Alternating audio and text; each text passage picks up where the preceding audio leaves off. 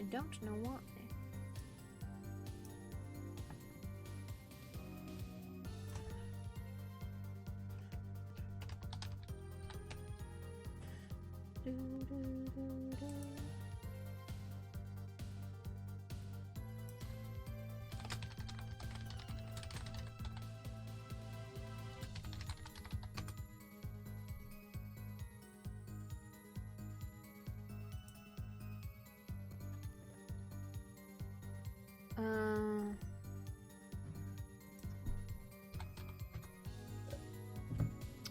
I should be here.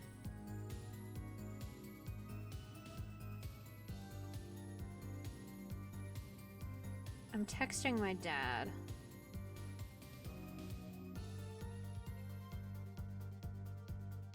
I'm glad you hear me. Good news.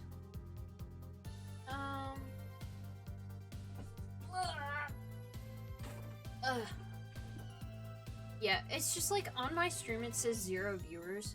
So I'm like, I think the internet might be doing something weird. It says 2 for me. Well, good. I found the performance metrics. Good news, everyone. Yeah, it just like disconnected twice, and I was like freaking out because I was like,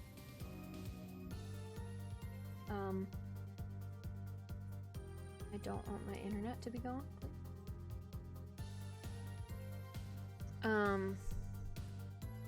Yeah, we're pulling up.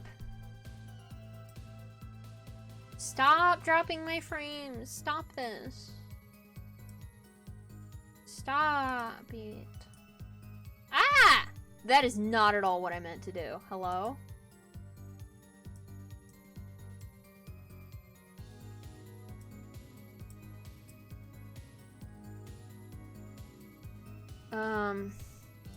I just don't want to like start doing anything until I know for sure that nothing is going to explode and die.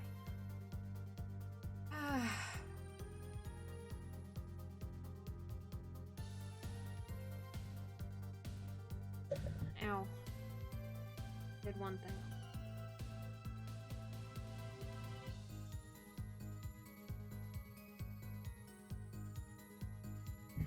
Okay. Hopefully we should have no further issues. My dad is messing with things, and for some reason I love my father.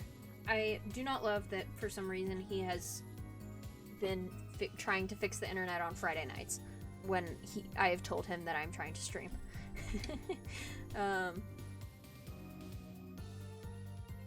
But I mean, I don't know. He's leaving for college soon, so then we won't have an issue with it. After he died, nothing left that studio after he died. Nothing. Not one thing, you're sure? Yep, sure can be. Well, with one exception. Please stop making exceptions. One exception? What? Journalist Spark Brushel does interview. Leave studio. End quote. Oh, okay. Come on. It's a joke. Get it? Not funny. I know, but still. Did something leave the studio that night? Why does that sound familiar? Where have I heard something like that before? Now that we've proven our witness is a comedian of sorts, I'd like to turn to our defense attorney before returning to the testimony. Do you have any idea what, if anything, might have left the studio that night? I think it's gotta be the envelope that he was talking about, but I don't know if we can...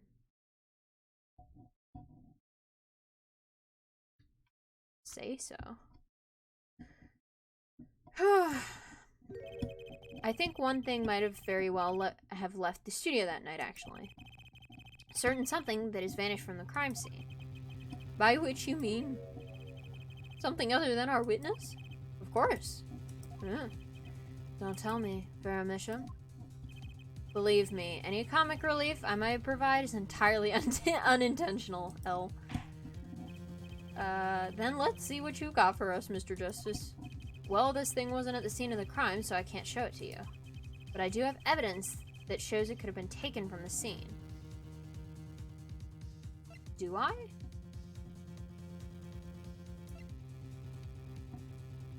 Oh, the empty mailbox, yeah.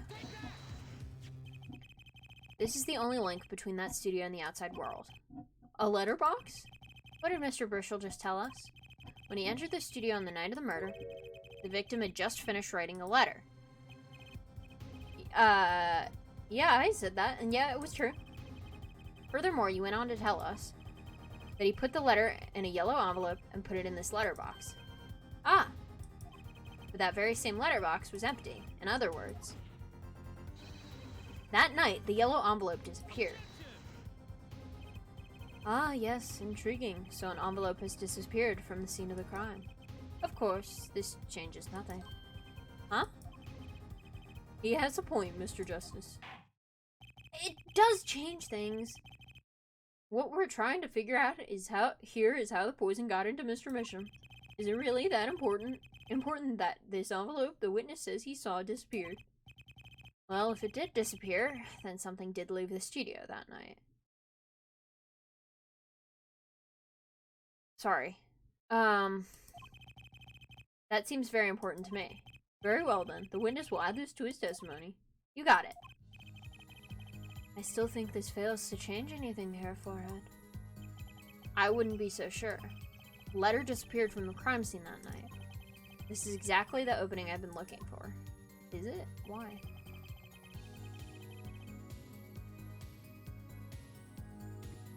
Because I think he stole the letter, but I don't know what the letter says. But it might have something to do with his enemies, which could prove... I don't know.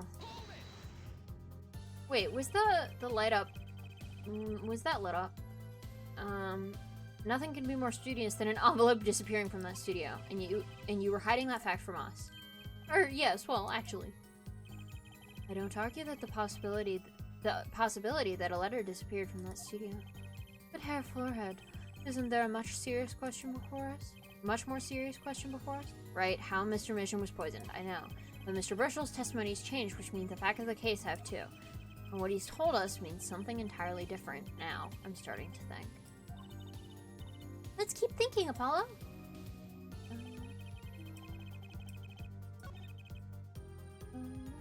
It wasn't lit up. Okay.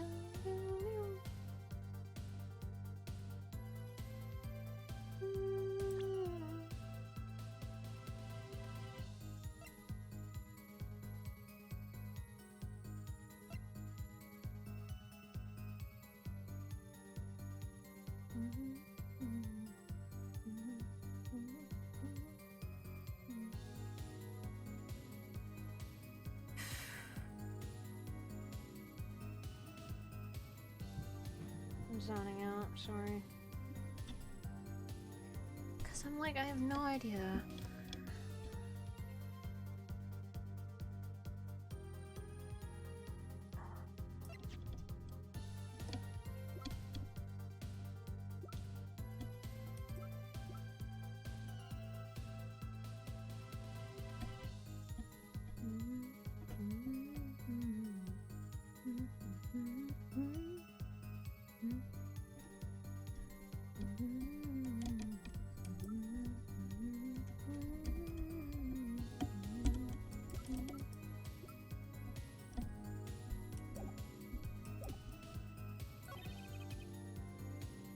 I guess we can press this.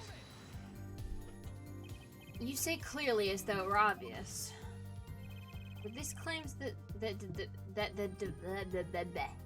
the defendant poisoned the victim is merely conjecture. Ah, yes, well, you see. In my business, it's all about making the most ridiculous things sound right. A bad habit, I know. Hello? Yes, well, or actually, I guess this is more of a case of a ridiculous journalist sounds wrong. End quote. The court is forced to agree with you. Please refrain from wild conjecture. Understood loud and clear. If only I could believe that. What do you think, Apollo? Everything he's saying seems so not flawed. Well, that's kind of what you want from a testimony, really. Need to keep my eye on what matters. How and why was Drew Misham killed? Vera poured the coffee. That's not going to change. But if that coffee didn't kill him, I need to find what did and prove it.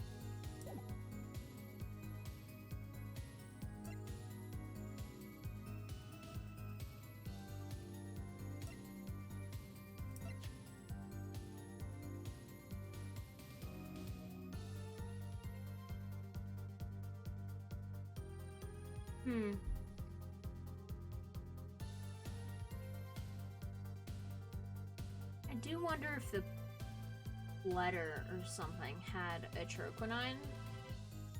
Like, this is so wild, but I do wonder if that's... Because we weren't able to test for a troquinine on it because it wasn't there.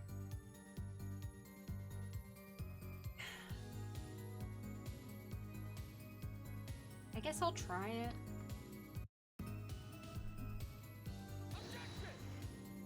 Yeah. Okay. Oi!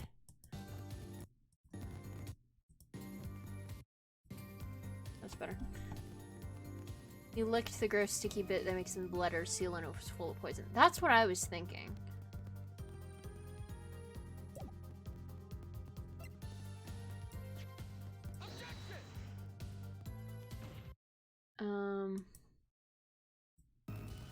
Jesus.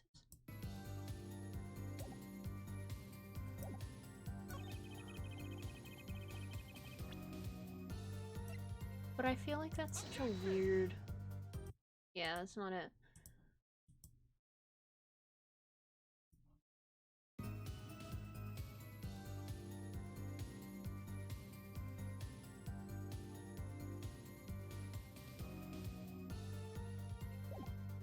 Because I feel like it's gotta be this.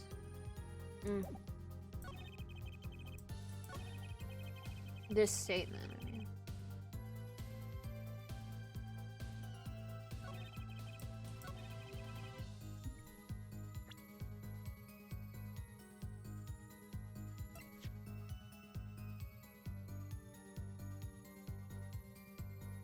It could just be this again.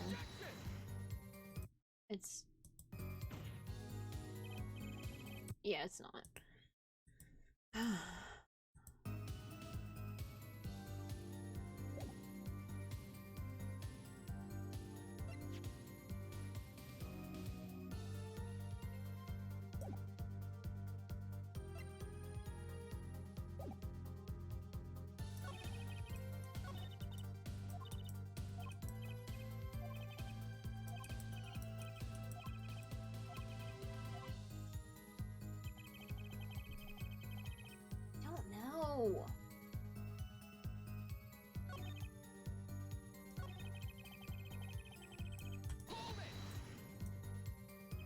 But that doesn't prove Vera poisoned it. How many times have we heard that one, Hair Forehead? Poison reached its victim via that coffee mug. And where did that coffee come, From where did that coffee come, Not to beat a dead horse again and again, but perhaps you could fill us in. I'm on it. You need a horse beat? I'm your man. Well... And you witnessed her pouring the coffee. Of course I didn't witness it. When she came in with that tray, the coffee was already poured and steaming. Let us not forget the defendant has admitted to pouring the coffee herself. I heard her statement. I poured, I served, and I killed. That's what she fucking said? What? That last part was just a little joke. You can't do that! Stop! I don't think I'm gonna get anywhere with this coffee mug. I need to find another weak spot in this case.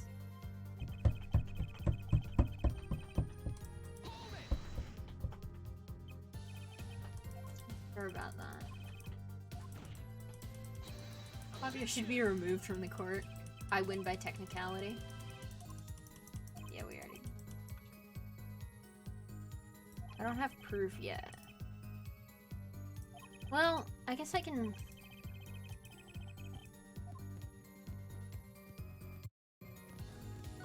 I can try to prove it.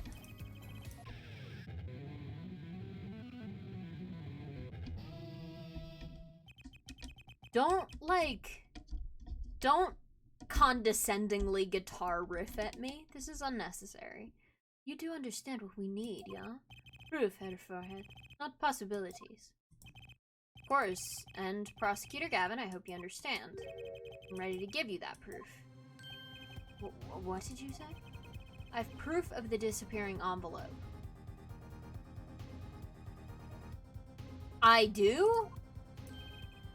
I saw him writing a letter, I did. Which was picked up by the mailman, I assume. Of course, which means that envelope had a stamp on it? A stamp? Ah. As we all know, stamps come with dried glue on the back. Are you kidding me? Are you for real joking with me? You're joking for real? Are you kidding? What the hell? I don't know why I even said it like that. This is not at all what I expected to be talking about. Because it's so similar to the, like, licking the thing to close the thing, but it was the stamp to... And so I had to press the other statement, and then come back around to this.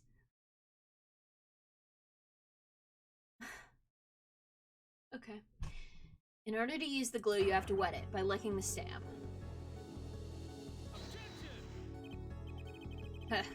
No one worth talking to actually licks stamps in this day and age.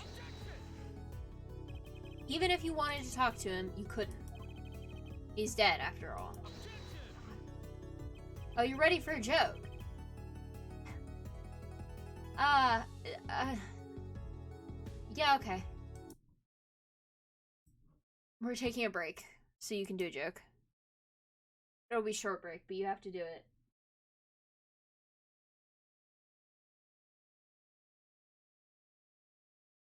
Do you want me to read your joke for you, or do you want to just do it yourself? I can read it. I can be part of Doodle's comedy hour.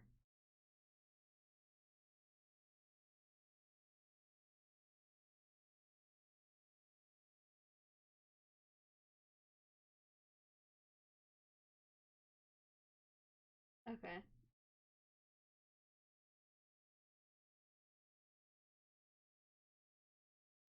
Okay. Two fish are hanging out in a tank. One turns to the other and says, "Do you know how to drive this thing?"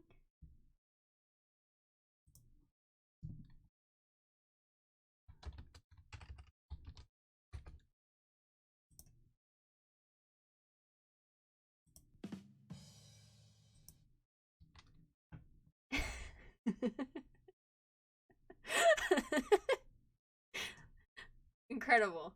Great joke. Wait, hold on. Let me pull up applause.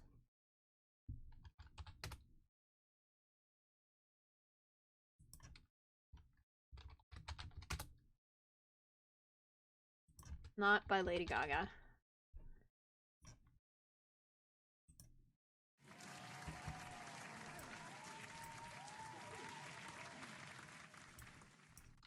Okay. I can't play the Lady Gaga one. I can't do it. I'll get copyrighted. I don't know how it works. Good song and this will get taken down. I don't want it to be taken down, please. No, thank you. That sounds bad. That sounds bad, like a bad time. Like a bad experience for me. That way no one will hear my bad joke. No, I like your good. It's a good joke. Good joke time. Good joke hour. There's a perfect emote for this, but it's from my friends, not friends, my, it's from Secret Sleepover Society, I think. Or Drawfee. I don't even remember. Anyway. Great joke. Good joke. I'm so proud of you. Or we should go back to the game now. I'm gonna play the game now.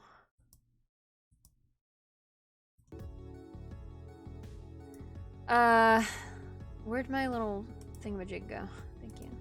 Okay, okay, so he licked the stamp, but wait. How does that explain the whole atroquinine on the rim of the coffee mug? Is it in his mouth? I don't know. If he licked the back of a poisoned stamp, that poison would get on his tongue, yes? What would then happen if he put the coffee mug to his mouth? Those tracers on the mug weren't the killer's doing. It was the other way around. What? The coffee mug didn't poison Mr. Misham. Mr. Misham poisoned the coffee mug himself. We can only prove this if we get a hold of the envelope, which we don't have. Order, order, order! But that does it? Recall, if you would, atroquinine is a slow-acting poison, yes? The poison entered his body when he put the stamp on that envelope. But his time wasn't up until the very moment he touched his lips to that cup of joe. Why do we keep calling it a cup of joe?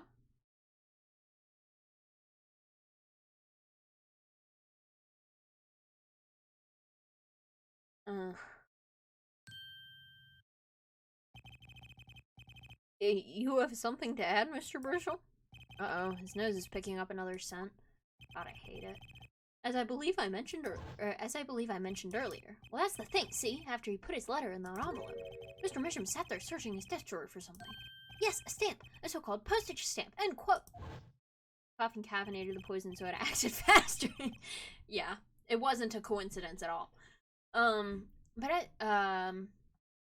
But you know, I don't seem to remember him ever finding one. Maybe he just ran out. Incidentally, we searched the desk drawer at the scene of the crime. There were no stamps. Not a single one. Oh, well, shit. That does pose a problem. How will you prove that the stamp was coated with poison? Actually, I'm glad no other stamps were found. It was on the fucking little fucking... this. 2 inches by 2 inches. He pulled the stamp off of that and it happened to have atroquinine on the back. Are you kidding me? It makes proving the stamp he used was poisoned possible. Ha ha ha ha! Good show, good show. You can't even prove there was a stamp at the scene in the first place.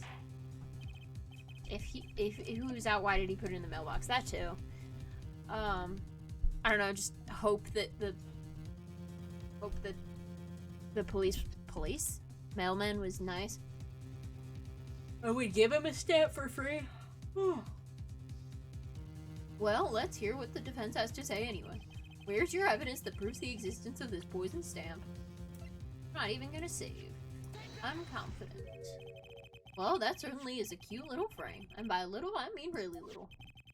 It's on the victim's desk, Your Honor. Quite empty, as you can see for yourself. I noticed that too during my first inspection. So what?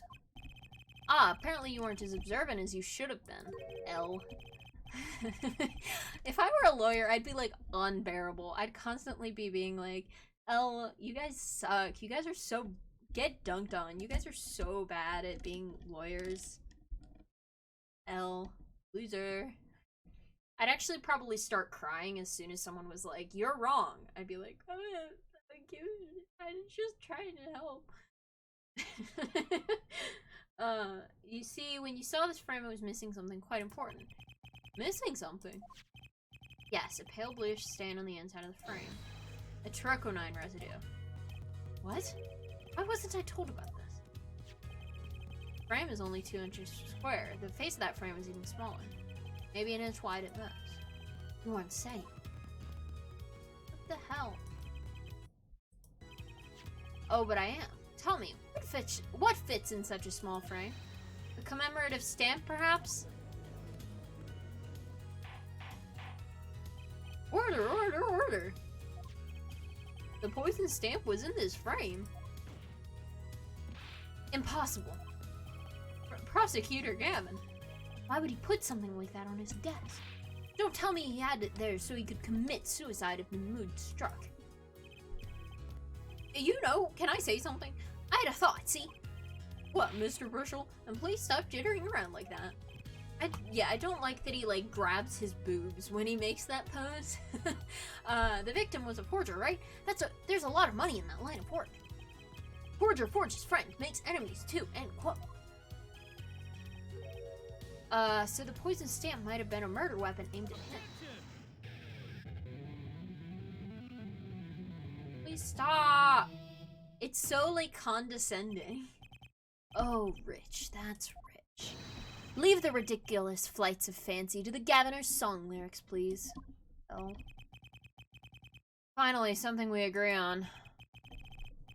The stamp was a murder weapon? Nonsense. Murder is a simple business. Why go to such lengths? Who would go to such lengths? No one. Oh, I disagree. Come again?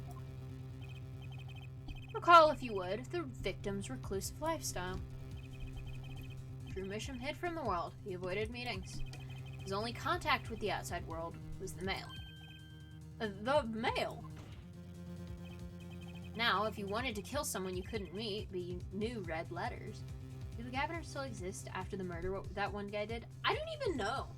I mean, that, like, just happened recently, so maybe they haven't sorted it out yet.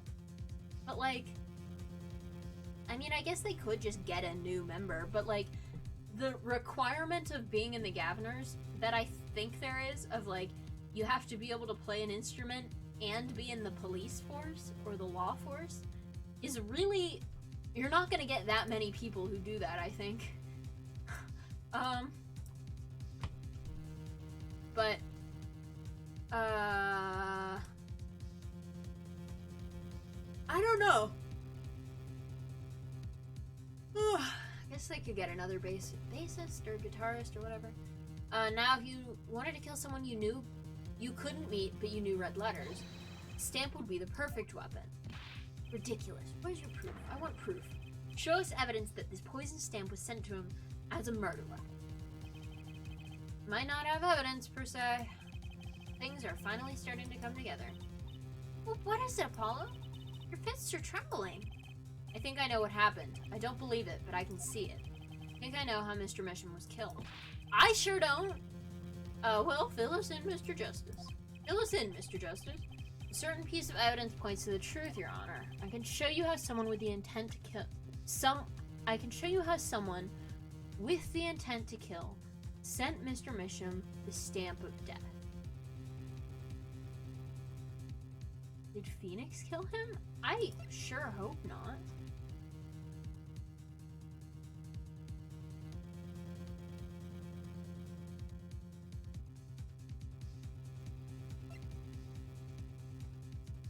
Because I'm a lawyer. Is that my badge?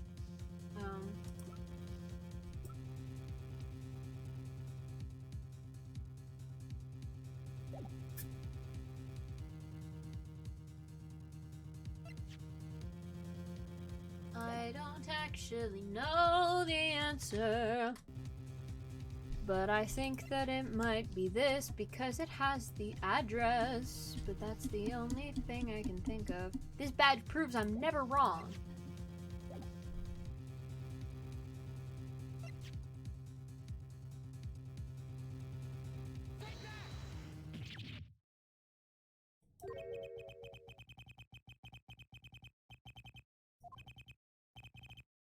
Am I wrong?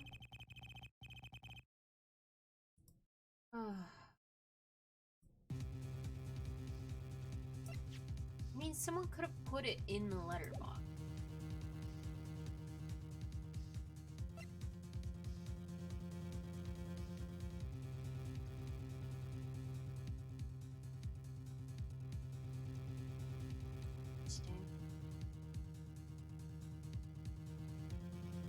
Either that or it's through the, like, paintings.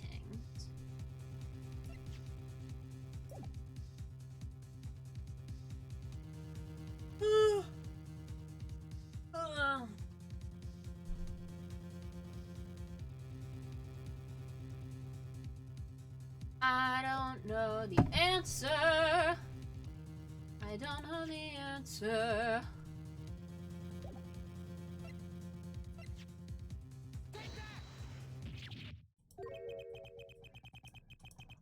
Nope.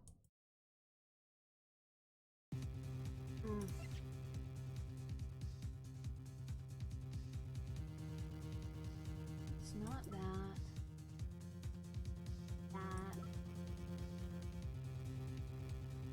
Not that.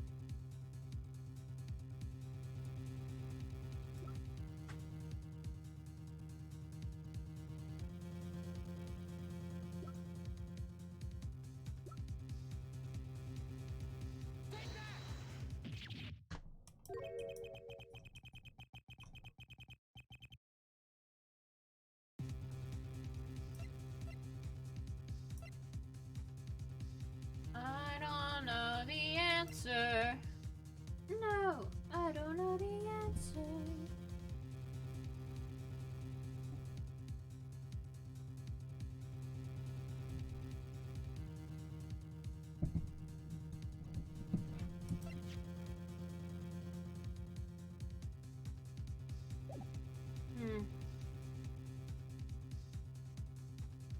May.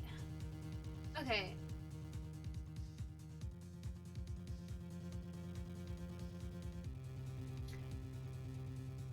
Oh, they just... I mean, they could have sent him the letter with the stamp on it, but then why would he take it off and put it in a frame?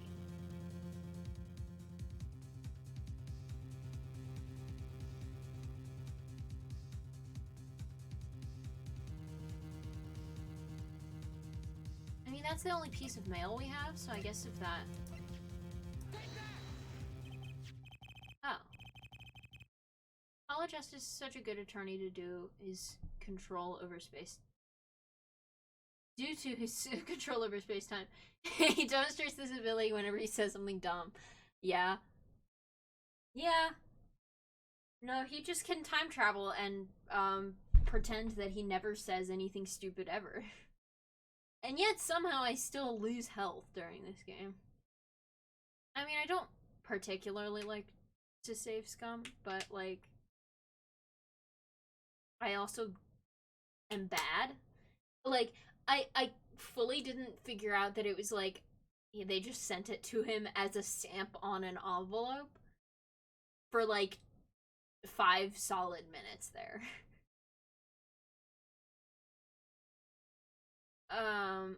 Yeah. Isn't this the envelope, the one from 7 years ago?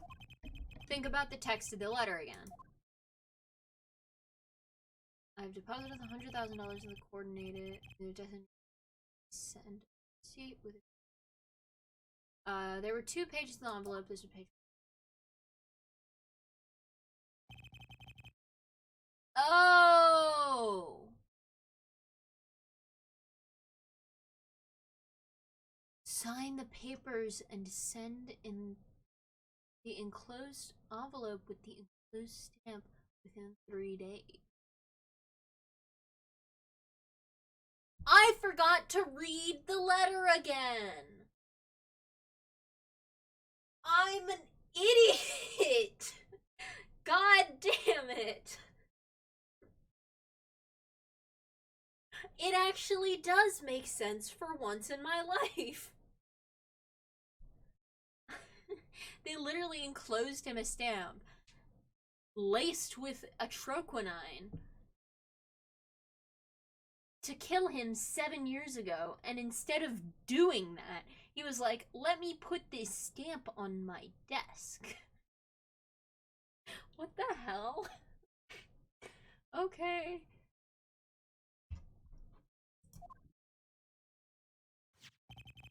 I want to draw your attention to one phrase in particular. Send the enclosed envelope. Send in the enclosed?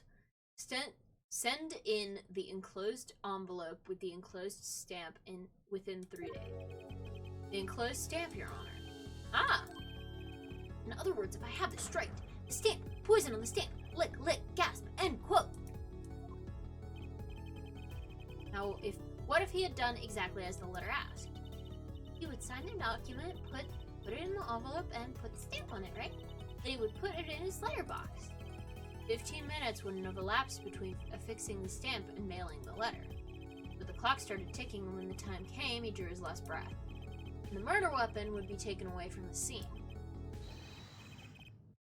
Quite conveniently, thanks to the postal system.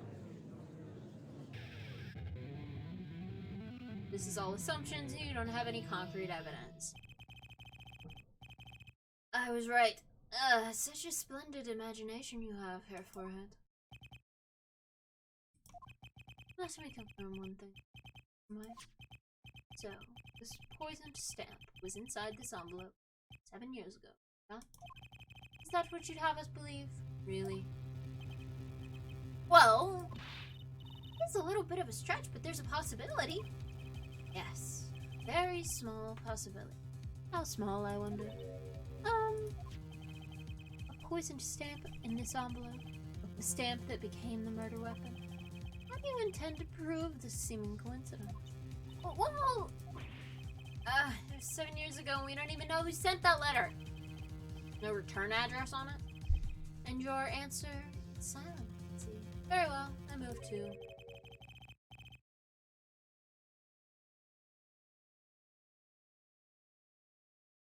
Who is this gonna be? My first instinct, I assume it's Phoenix, but then I was like, Fraulein? Is it Franziska von Karma? And then I was like, why would she be here? God, it's the judge.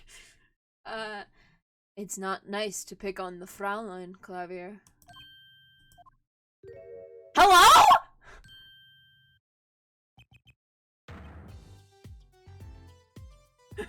I was like, why is he back? I thought he was in jail. That really would have been God speaking to us, huh? Sorry if I destroyed your ears with that screech, by the way. Emma. Well? Oh, that was her Christoph Gavin impression. Okay.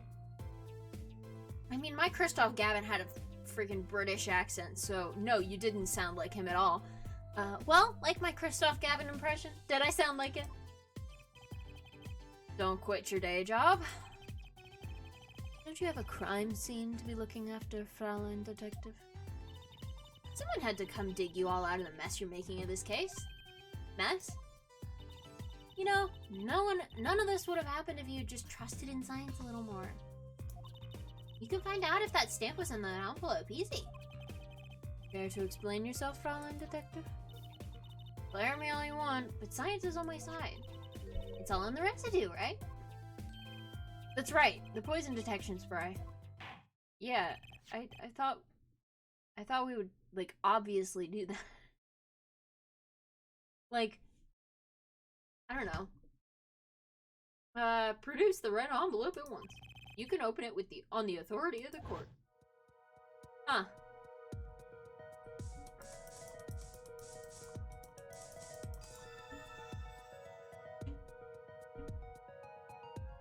That sure is there. Oh, I have to click it.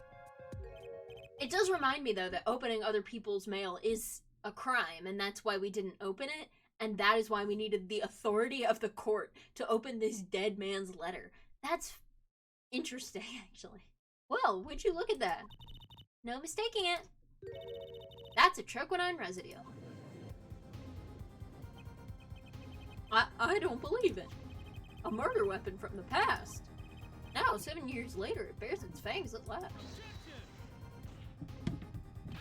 Absolutely outrageous. Tell me why. Why didn't this murder take place 7 years ago? Well, there's one possibility. Maybe Mr. Mission figured it out. Figured what out? He realized that the person who sent that letter wanted him dead. So he sent his reply with a different stamp. And put his decisive evidence in a frame. And why would he use it? Ack, you're still here? Can I make a statement here, on the record? I, Spark Razor Toothbrushel. I don't care! Claim this scoop is mine. Drew Misham killed in cold blood. By sender of 7-year-old letter, end quote. No, maybe something more succinct. Star follows after 7-year delay, end quote. No one gives a shit! Order, order, order. I see no room for further argument here. Though I admit this is all coming as quite a shock. To think that the murder weapon reached his mouth after 7 years. Stamp his ticket straight to afterlife, end quote. Hey, Mr. Brushel, you're in court. Everything you say is on the record. Uh-oh. I think the witness was a bad influence on our judge. I see no need for further debate on this matter. The sender of that letter 7 years ago could hardly have been our defendant. Apollo! I think we just won. Are you for fucking real? It's only 9:48 p.m. This case hasn't been going for that long. This is the final case of the video game?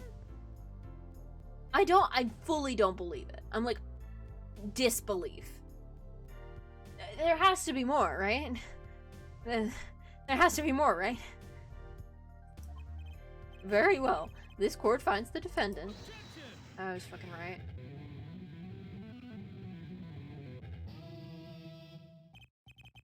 Is this the bright future of our legal system?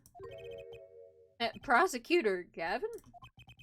A ticket to the afterlife from 7 years ago? Tickets for Gaviner's shows are invalid after 2 weeks? But it doesn't make sense any other way. It boggles my mind that so many people haven't noticed this. Is there an expiration date on atroquinine? There's a fatal contradiction in Herr Forehead's claim. I'm gonna go apeshit. A contradiction? A poison stamp was placed in this envelope 7 years ago, whereupon it was framed until now. If that's the case, then why would Drew Misham have done what he did? Emma, explain that. He must have realized it was poison. Then why did he use it again? Why do we need to figure that out? Therein lies the rub. Ugh. Don't like that phrase. 7 years ago, the forger Drew Misham sensed a trap and put the stamp in a frame. I do not debate this.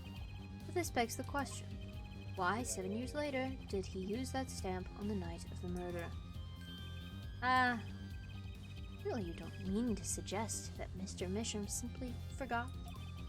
He put the murder weapon in a frame on his desk for 7 years and forgot? You expect us to believe he sprang the trap on himself?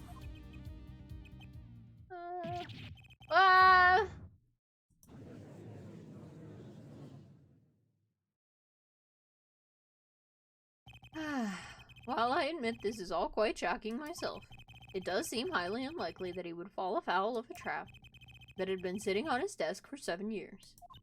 Apollo! I don't think we're winning anymore. I'm glad to see we're all back in the real world now. Welcome back to reality. We've been waiting for you. Okay, then how do you explain the poison stamp that was in this envelope? Poison stamp? Where exactly is this poison stamp again? Have you brought it to court for us? I see no proof that such a thing ever existed. There's atroquinine everywhere. What about the atroquinine residue, huh? Oh, I agree. That does seem to be atroquinine residue. But Herr Forehead, it's certainly no stamp. Yeah, but even if your precious poisoned stamp did exist, Drew Misham never would have used it. That is all.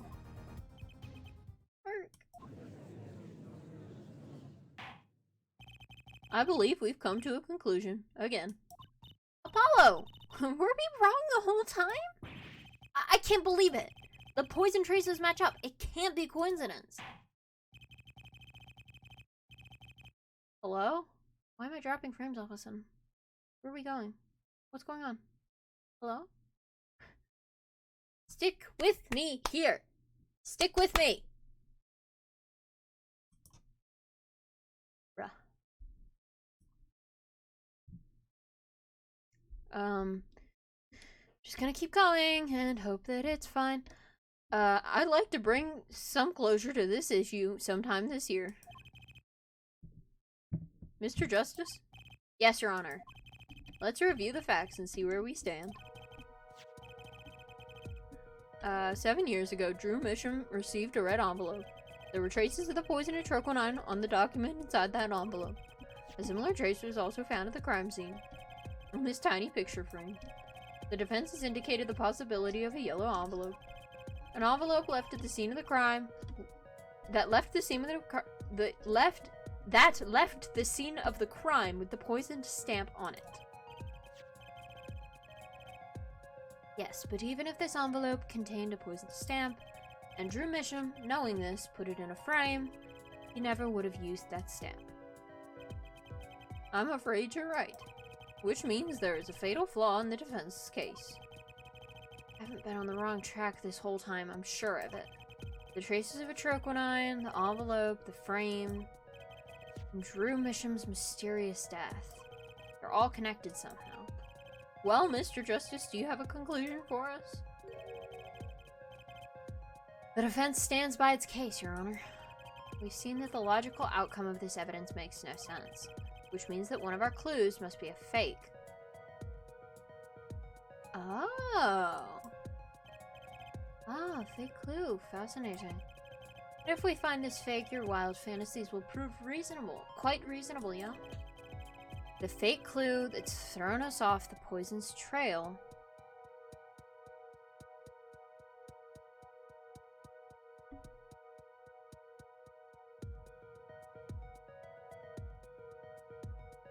Did he fake his death? Are you for...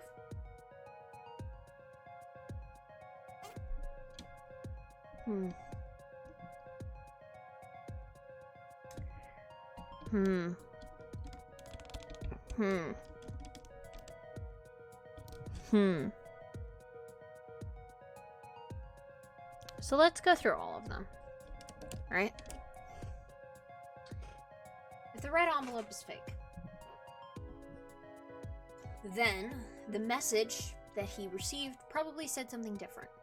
Or he got the stamp from a different case. From a different place. But why would he have received... How else would he have received the stamp? This is the only envelope we're aware of. Why was it sealed? It's such a weird envelope.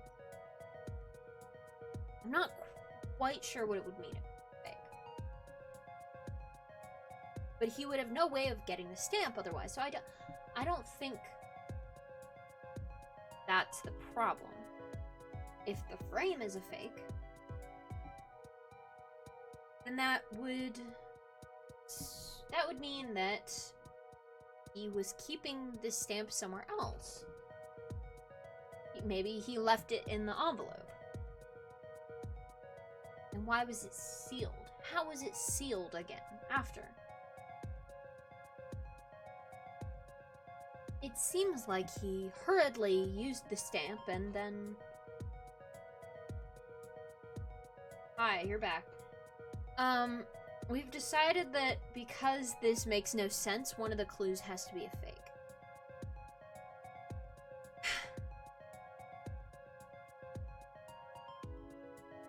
So, because I'm trying to go through all of them because I'm not entirely sure which it can be. But...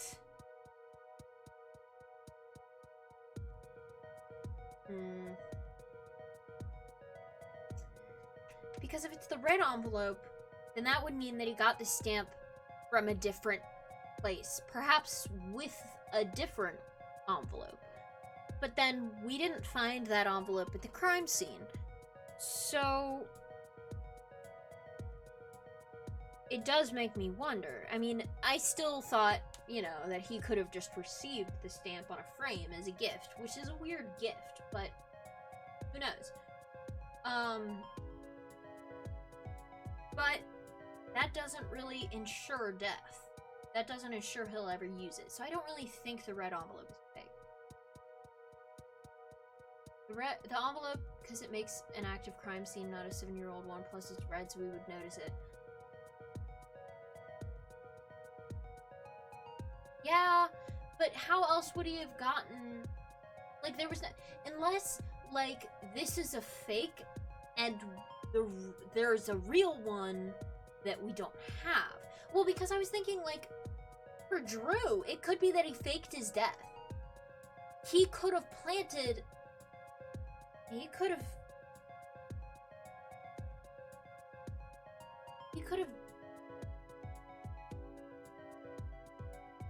pretended to, like, use the stamp. He could have known the stamp was poisoned, pretended to use it, put it on the thing, sent it out, faked his death from a trick one out. But then how would the glue get on the mug, huh? If he hadn't actually touched... If he hadn't actually licked the mug. So I don't think he faked his death, because the atroquinine, we know for a fact, did transfer from his mouth to the mug. Or the mug to his mouth.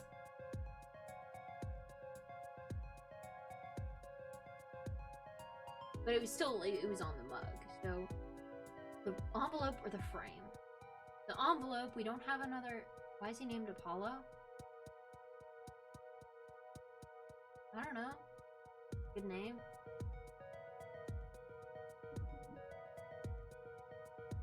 I never thought about this, but it's not a pun. Apollo Justice? I don't know. Phoenix Wright isn't a pun. There's a lot of names in Ace Attorney that aren't puns. Kind of weird. Like, you would think that everything would be a pun. Clavier Gavin, is that a pun? Yeah, but Wright is spelled funky. I've heard that. I thought Wright was a normal last name. Although, Trucy isn't a real name, but I think we've talked about this before. Music is so unnerving. So it's between the envelope and the frame. Envelope, how else would he have gotten the stamp? We didn't find any other envelopes at the scene. So unless there's another envelope that we're missing, perhaps it came in the yellow envelope. Perhaps it came in the yellow envelope. We don't know. We don't know where the yellow envelope is. Nobody's like right, like correct. I mean, this is a stretch. The frame.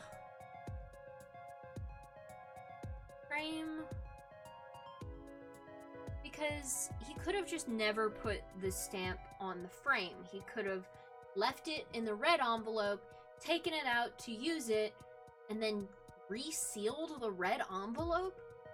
That's the part that doesn't make sense. The red envelope is sealed.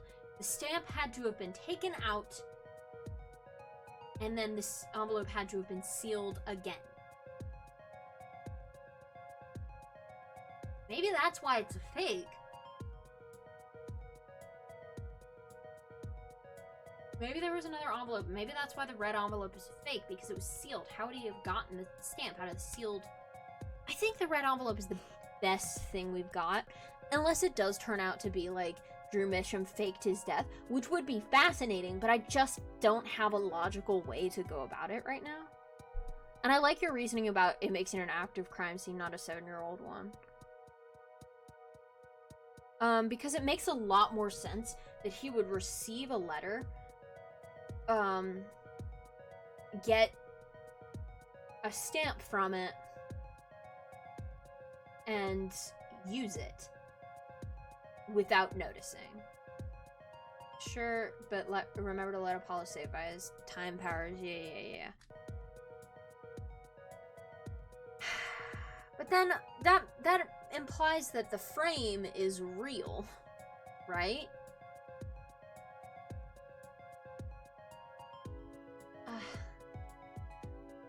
And taking a stamp off of a frame to use it is such a weird... I hope this is... I don't know. This red envelope is a fake? Without a doubt, Your Honor. Wasn't it you who presented this evidence to the court? Oh, on a second, Apollo. The poison on that envelope, the frame, and the coffee mug. They're all connected somehow. Oh, right. I can hear it already. It looks like the fake was you, hair forehead.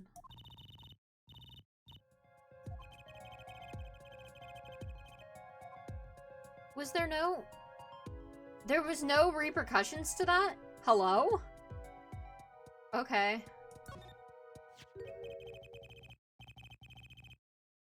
Well, this is the only thing that makes sense, because Tracy was literally like, oh, well, those three things are connected. So I was like, okay, I guess none of them are fakes. Okay, we're going with the faking their death, I think. That's fascinating. The victim was a fake clue? I'm afraid I don't understand. I'll explain. We have an envelope, a frame, and a mug, linked by poison. That all makes sense. What doesn't make sense is the victim himself. Yeah. Why would he take the poison? Objection! Congratulations. You've completely lost me. So the fake evidence is none other than the master of fake himself, the forger? Makes a good story, I'll give you that. Fake clue, fakes, forgeries. Ah! I know that face. That's the idea of that's the I just had an idea face. I don't know if I'm right, but I'm going with it anyway. What if our forger is the fake? Are you for fucking real? Did he make like a replica of himself to fake his own death? Come again? 7 years ago, our forger sniffed a trap and stepped aside. 7 years passed. Now the forger stumbles into that very same trap and dies. Why? That's what I want to know. Because the forger who was killed was a fake. Did he, like, replace himself with, like, a stunt double to grow up with his daughter? Or, like, I'm so confused. The forger who was killed was a fake. Here we are again. The victim was a fake. One forger smelled a trap. One forger fell into the trap. That's two forgers, and one of them was a fake. So confused. Order, order, order! The reporter was just talking with it. Yeah, the reporter was just talking with like a crude puppet of the artist, but never noticed. Yeah. I mean, he is an artist. He could make a pretty convincing, like, statue of himself. But, like, I don't know if he knows how to build a robot. Order, order, order. So you are telling us that Drew Misham, the victim, was a fake. Well, if he was the fake, who was the real forger? You'd better not be claiming there was some kind of switcheroo. I'm afraid you're going to have to back up your story. Mr. Justice, show us who the real Drew Misham was. Drew Misham wasn't the real forger. There's only one other person it could have been. I have a bad feeling about who the real forger is. Understood, Your Honor. Forger Drew Misham himself was a forgery. The real forger was...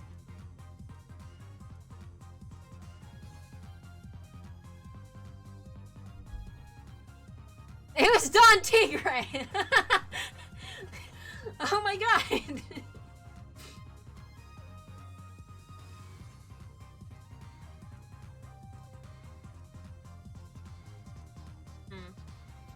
Okay, okay.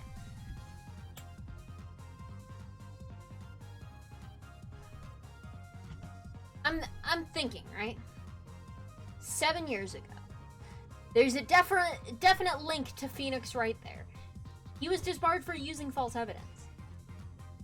That was my first thought. However,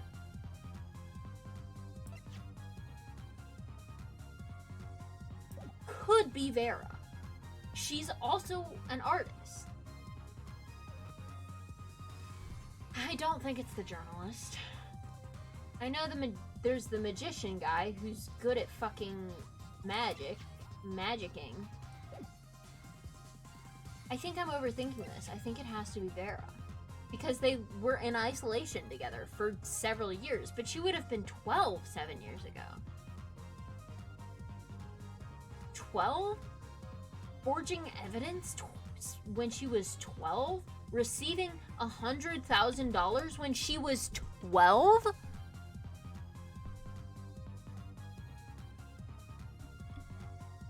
But I fully think it has to be. Stop! It could be, but we already did the whole defendant is guilty of a different crime bit with a blind boy. Yeah.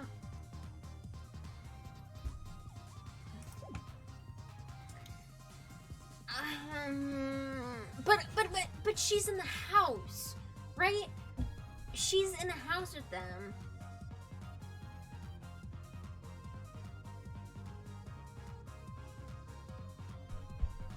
Because, like, it would make a lot more sense for her to be the one painting.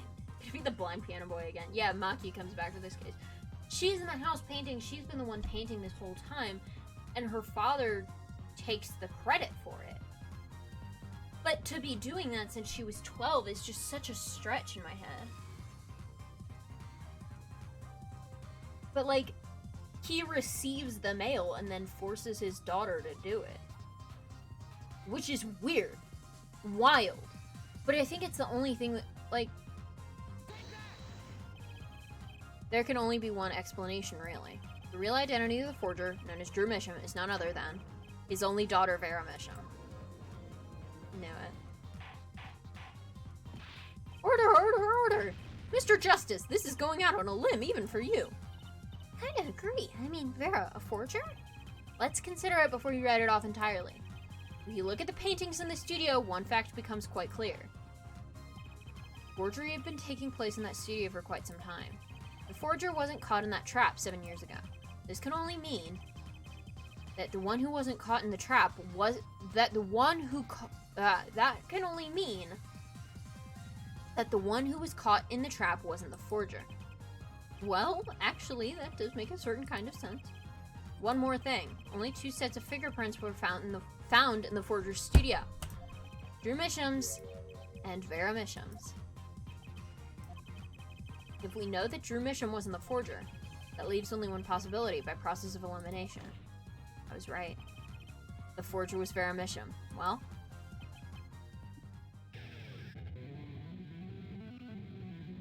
We're doing the thing again, where the defendant's guilty of a crime. Fascinating. Although, actually, there are absolutely laws about if a person is, like, responsible for a crime if they are forced to do it. Like, if someone is holding a gun to your head and making you shoot someone, I can't remember if you are still convicted of murder. Right? Like, I don't know how much her father actually did. But technically, you could probably argue that her father forced her to do it. If she admits to doing it. Vera Misham, you've been paying attention to the trial so far? Let's just ask her and be done with it, shall we? Who are you? Who is the forger, Drew Misham? Aww.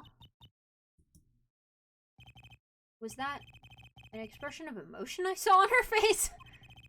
She's staring holes into Prosecutor Gavin's face.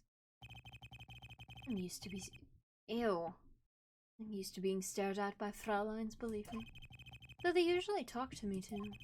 Tell us, were you the one who forged those works of art?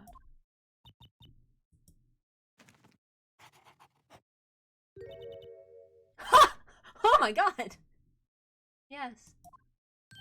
Holy shit. So the forger, Drew Misham, was you?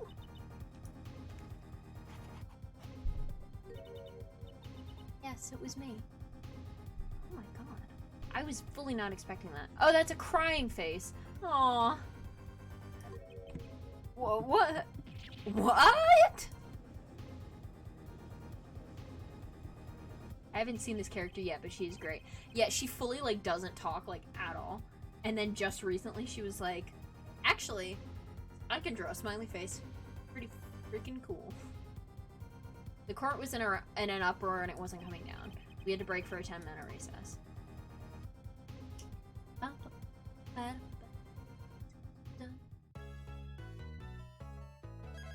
Save the power, or not save the power, save the data.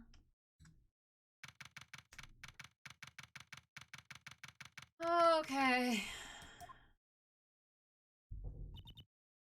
Okay. So where exactly does this leave us, Apollo? Well, the Drew Misham who was killed wasn't Drew Misham the forger, basically. Oh, well then who was he? Well, he was actually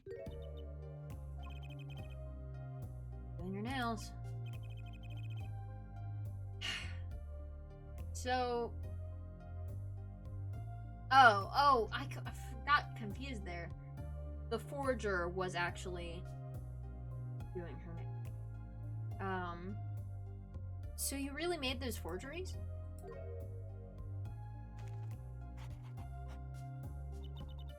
Yes. Her father. Aww. Oh, what was wrong? Could you tell us how it happened? My father was a painter. I loved painting ever since I was a child. One day, father saw it in me. He saw that I had the talent. The talent for making forgeries? How should I say it? Paintings, given the materials, I could make anything. Father was so proud, and I so happy. But I was making those forgeries. I've never had a good constitution nor personality. Aw, but she's so sweet.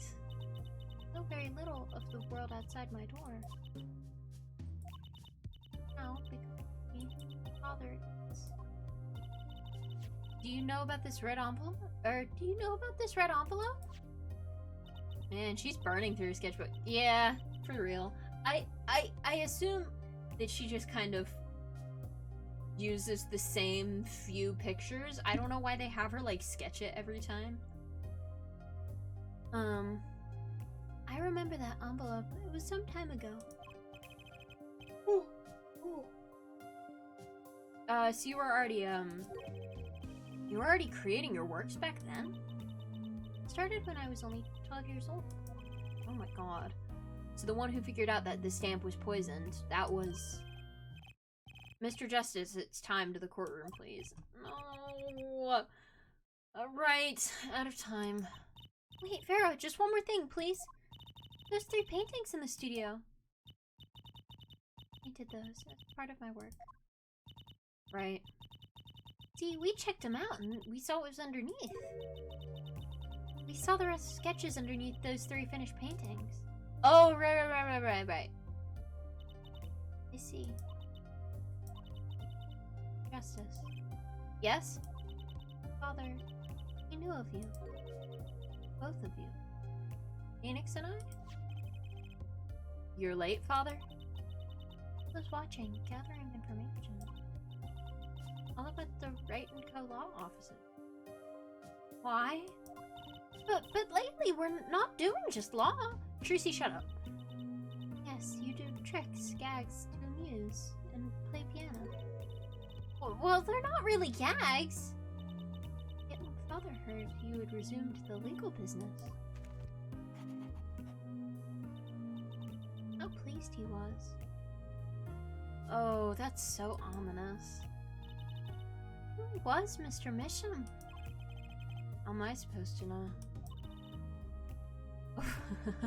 What if he was Daddy's daddy? Judging from the relative ages involved, I'd say it's highly unlikely. Wait a second. Yeah, 52 and 33. It's not that unlikely. Things are already confusing enough with all these with all these daddies running around. So true. We know that the victim's daughter, Vera, was the forger. What does this mean for the case? Guess we're about to find out. God, that's so stressful.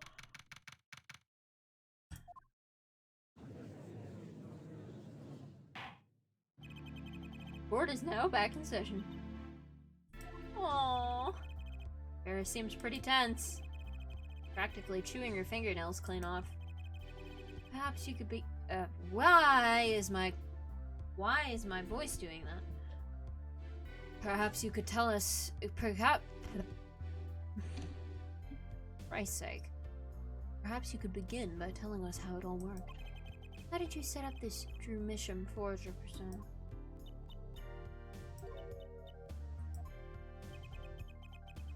There's that stare again. She's drilling more holes in his head. I know it's pretty hard for you, but hey, he's a handsome guy. What's hard? What? What? What was it? Am I like... Hello? Was that a joke? Or... Very well, miss, if you would. Why did I click the wrong thing? Why does this happen to me? Did you really make those detestable forgeries? Aww. Perhaps you'd rather answer my question? Why is my voice doing that? You're the one who painted that painting. The remarkably similar one? Ah, yes. I painted it, yes. Father praised me quite highly for it. So, she was the one who made the forgeries. Yet, she did not wish to reveal the truth of their operation. So the victim was a stand-in, a decoy. The world at large, he was the forger, not her. Then, bad thing. I have, haven't I? Aww. I just feel so bad for her. Regardless, we need a little more information. About, for instance, this. You have seen this before, yeah? Yes. It was in the desk drawer. Very well, you may proceed with your testimony. Tell us everything you know about this envelope.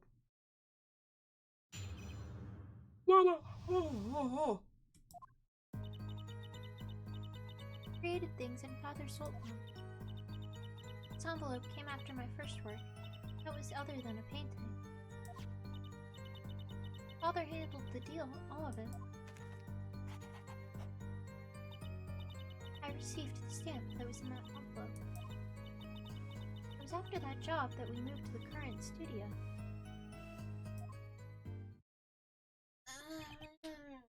So confused. Like, so he knew that she was forging stuff. Why would he not? I mean, he clearly didn't read the letter, because telling, like, he would have...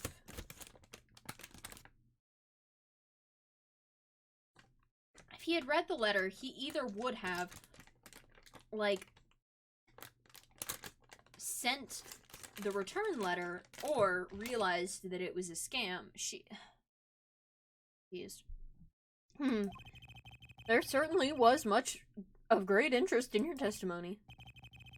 Not that the witness realizes it. Very well, please begin the cross-examination. Right, okay. Need more information about this forger.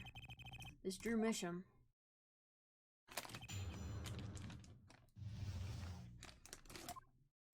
Oh my god, it's Drew because they draw.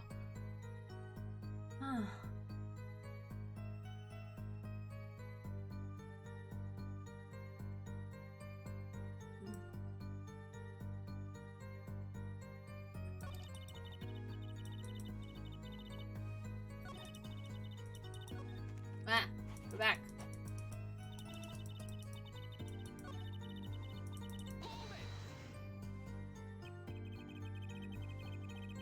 So you didn't know how the things you were making were being used.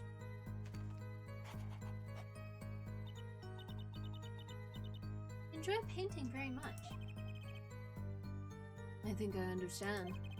The Fraulein has lived in an unusual little world. Can you tell us what happened to the papers that were in this envelope? Father signed them and sent them back, I believe. Did he follow the instructions? Oops. Send in the enclosed envelope with the enclosed stamp? This is a rather important matter. Give your answer some thought. Why did you get the stamp then?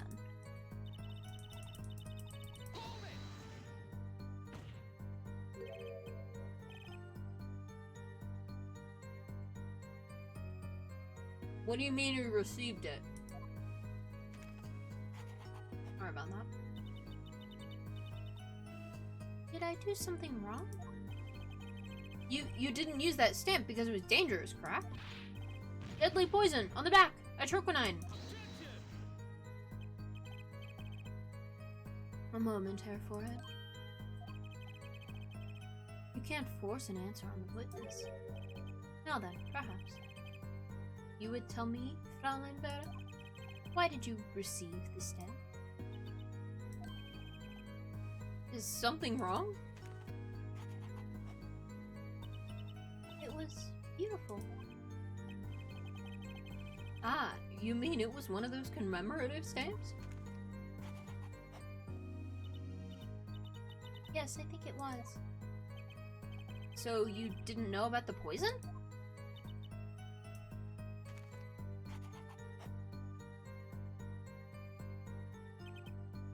For real? I guess not.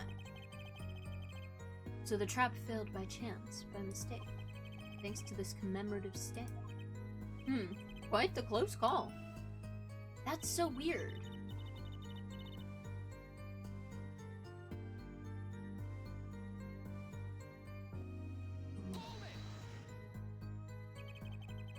You mean you moved to where the current Drew studio is? Yes, we saw very few people there. I began drawing picture books. This single job had tied them to the criminal underworld. I'd think Mr. Misham wished to reduce their visibility in the world at large. I had to meet someone for some reason. Father Post is the creator of the work. So that was the real essence of the artist Drew Misham. You did the work and he supplied the face. Red envelope came after she completed her first job. That makes it a letter from her client, whoever wanted a forgery made. Hollow. We're close. We just have to piece together the parts. A deadly weapon and a red envelope and the path it took to take Drew Misham's life.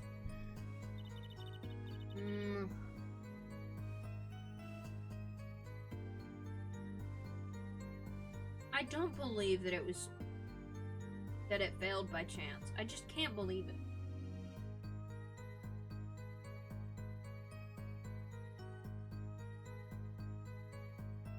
Because, like, it would be so much easier if it failed by chance. I mean, then we wouldn't even have to worry about the fact that Vera is who the real forger is. We could just say that she thought the stamp was pretty. Or Drew thought the stamp was pretty and wanted to save it. I just don't believe it. Why would you purposefully go against the instructions? The instructions say, use the enclosed stamp.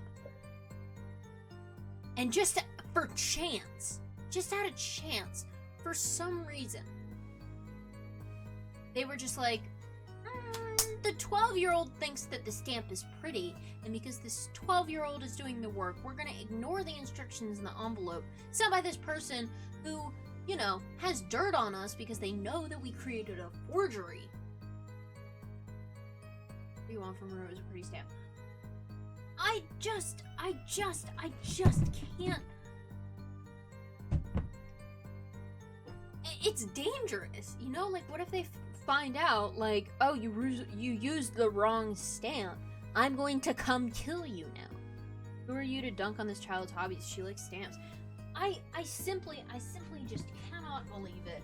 I cannot believe it.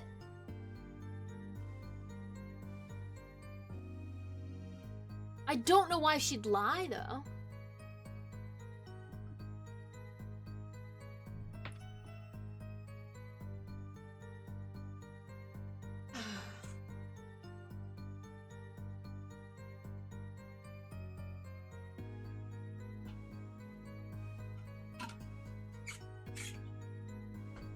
simply don't understand.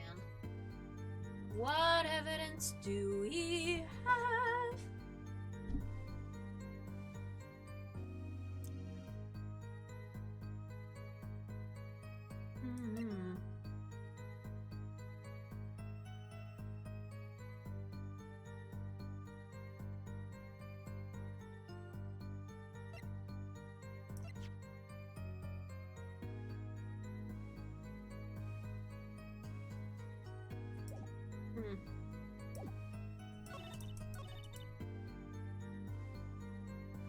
Why is the only thing I can think of is maybe she did handle everything because her name is the one that's on the card, not her father.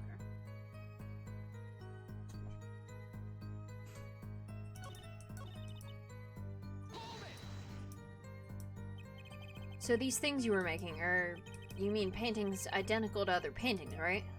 The closer they were, the happier father was. I was happy too.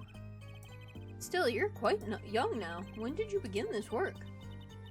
My first painting sold when I was 12. Your Honor, she had no idea what she was doing was illegal. Easy there, little attorney. You're not here to defend her for the crime of forgery. True. Please tell us more about this envelope. This envelope may very well have killed your father. Alright.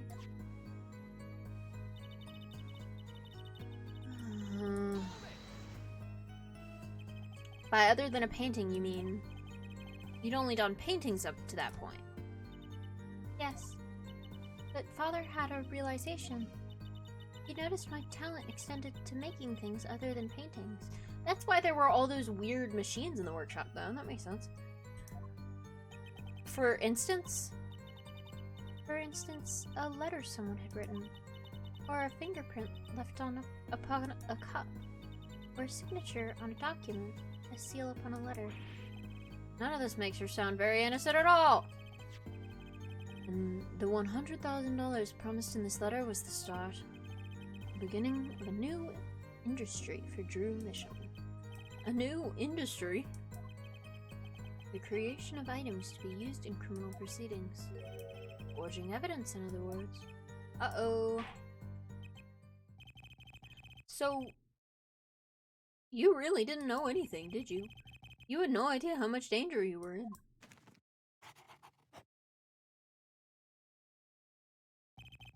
I did press everything, so...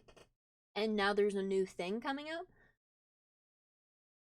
So apparently that means that all of that was true, huh? Apparently not. About this commemorative stamp. Could you tell us more about it?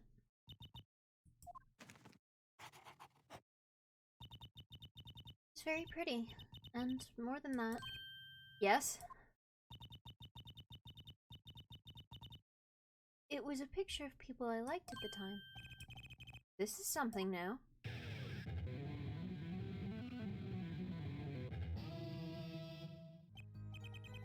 Apparently we've got some cross-examination yet ahead of us.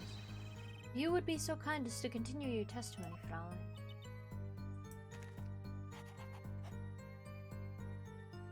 Okay. The stamp was a picture of my favorite magicians!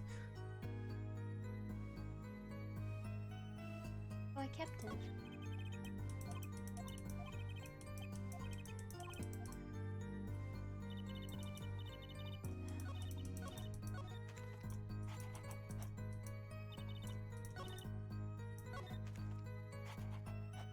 Why does she flip the page and then draw the same thing again? That's so silly.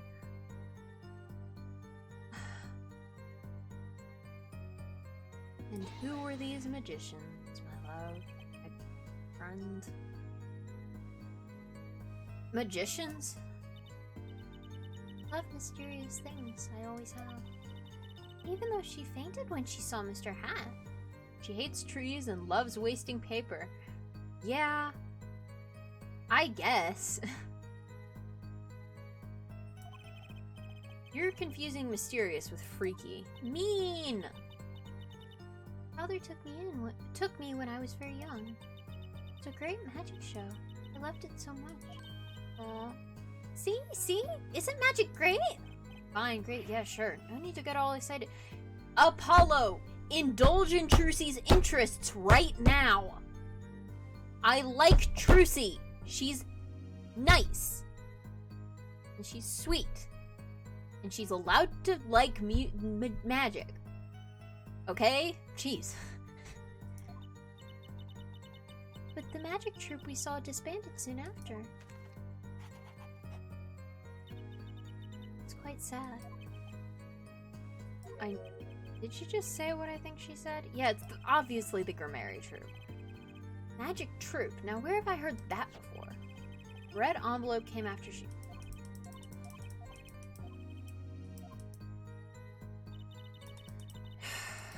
So we know that it's the frickin' frackety Grammaries.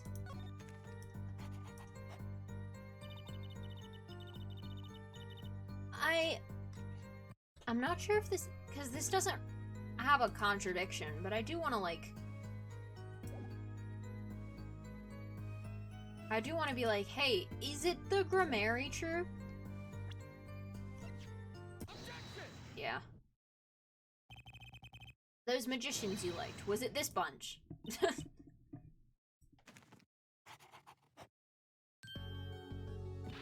Apollo, they're not a bunch. Okay. I see. Still, I have to wonder.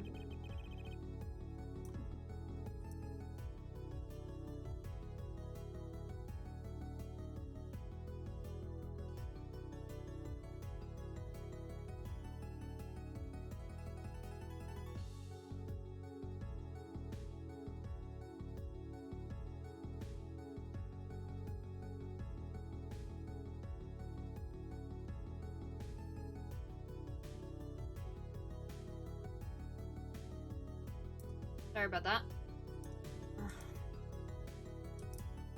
I can't wait till I move out. I mean, I don't think I'll be able to stream while I'm in college, at least for another couple of years. But, like, once I have, like, an apartment, my god. My life will be so incredible. Only problem is paying for the apartment, am I right? Housing crisis. Why include a commemorative stamp like that in a business letter? Good question. Well, pretty stamps are always better, and you can't be a true grammarian. But the whole murder plan was a failure because of it. Ironic, don't you think? Prosecutor Gavin? He's sweating. Prosecutor Gavin? From Mary. Hello? What's with Gavin? Might I ask just one question of this witness? In your testimony just now, you stated this was your first work that was other than a painting. Please, tell me, what exactly did you make? Can I ask why? No. Answer the question. Now. Aw, don't scare her. Prosecutor Gavin? Why did I use that voice? You're usually not the one whose volume concerns me. Yes, it is unbecoming of me. I apologize. Oh, should I have yelled that line? I wanted to yell that line. Answer the question! Now! Something like that. I don't know if you know this about me, but I used to be, in musicals. I was an actress. Anyway.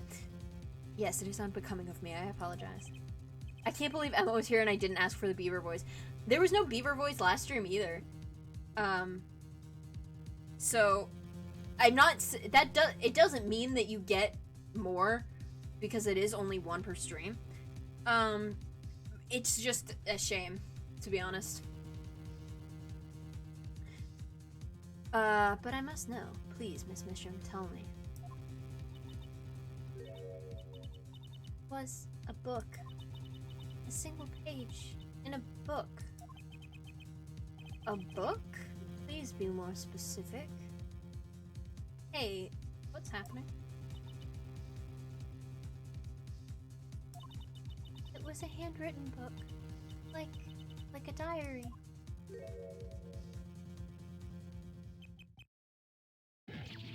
No! I don't know!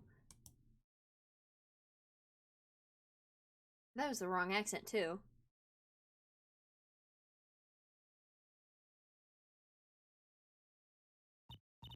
What's wrong with Prosecutor Gavin? He looks like he just saw a ghost. Oh, was he working in that case and he used that evidence and now he's gonna be disbarred or some shit? He looks like he just saw a ghost. Miss Misham, this book. Was there a picture of a silk hat on the back cover? Yes or no? Oh, how did you know? Prosecutor Gavin, the defendant is answering all of your questions. Stop badgering her. He's told you nothing, has he? Your soiled, sullied mentor. Nothing? Sullied who? Oh. Okay, so it was Phoenix who used it. This is Phoenix's case. I assumed it was, but then I was like, maybe it's because Clavier seems all upset about this. But 7 years ago, he would have only been 14. So, fair enough. Not 14. 17? 17. I don't know anyone named Sully. Phoenix, right? Who else? Dad? He never told you about the trial 7 years ago? No, because he's vague and annoying, and I want my money back. I have a bad mentor. He sucks. I love him, but he sucks. He's bad at his job, and he hasn't told me anything, and he's vague on purpose, and he's mean to me. Told you about the trial 7 years ago? About how he came to lose his attorney's badge? There's a certain piece of evidence that decided his fate, you know? A certain diary. On the back bore the mark of a silk hat. What? Phoenix Wright tossed out of the profession by false evidence, and the forger who made that evidence. Is this girl standing right in front of me? Vera, you must tell us. The evidence you made was used at a trial 7 years ago.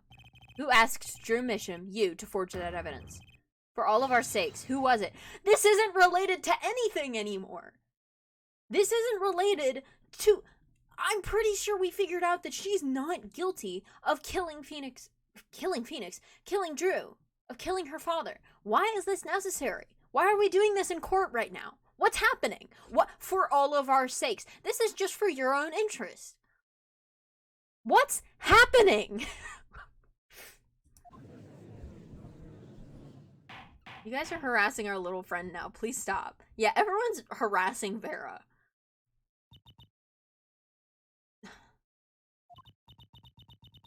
At once. You met the client? Because it can help find the real killer. That's not my job! But I get it. We do it every time, so I guess we have to. You met the client? Well, who was it? It was...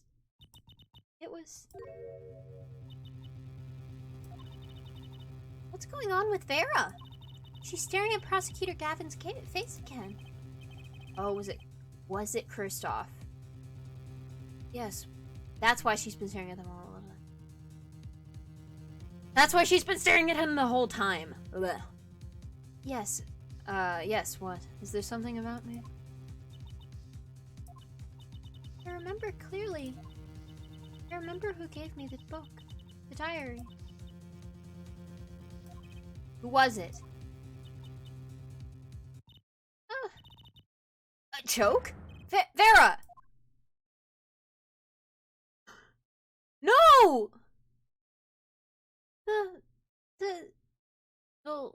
What? What the hell? What the hell? What the hell? What the hell?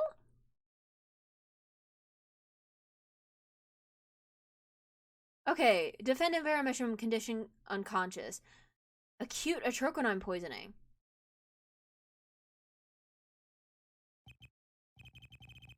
This ends the recording of the trial for the murder of Drew Misham.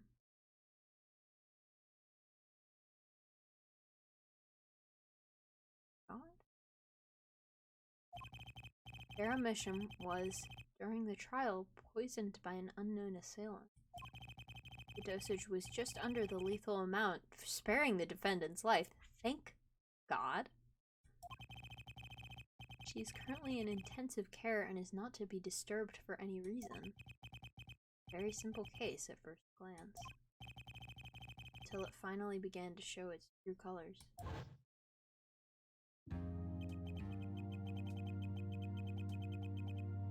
The long road to the truth takes us to the record of another trial. I would have rioted if my new favorite video game character had died. She's your new favorite? I like her a lot. The evidence planted that got Phoenix kicked out. I mean, it's gonna come back to Kristoff. Am I doing the Kristoff impression? Being, like, so weird and out of place about that? I'm like, and then she's staring at Clavier the whole trial. It's obviously Kristoff had something to do with it. Probably was the one who met and then requested that forged evidence and planted it. I don't know if it was on purpose to get Phoenix kicked out. But he did try to frame Phoenix for murder 7 years later, so I wouldn't honestly be that surprised. Maybe not, but she is great. I do agree, she's great. I've actually seen a little bit of, like, fan art and stuff for her prior to this. And, like, people talking about her, but not, like, none of this was spoiled, thank God. Like, the last case was spoiled, but, people ship her with Waki, which is actually very cute, because they're both, like, criminals, but not because they really wanted to be. And they both are, like, really sweet and taken advantage of by other people. Waki was taken advantage of by his fiance, and Vera by her father. Which is just so, like, even if you don't, I don't really ship them because they never had an interaction, but I do think it's fascinating to see the parallels there. But I think Kristoff requested the forged evidence.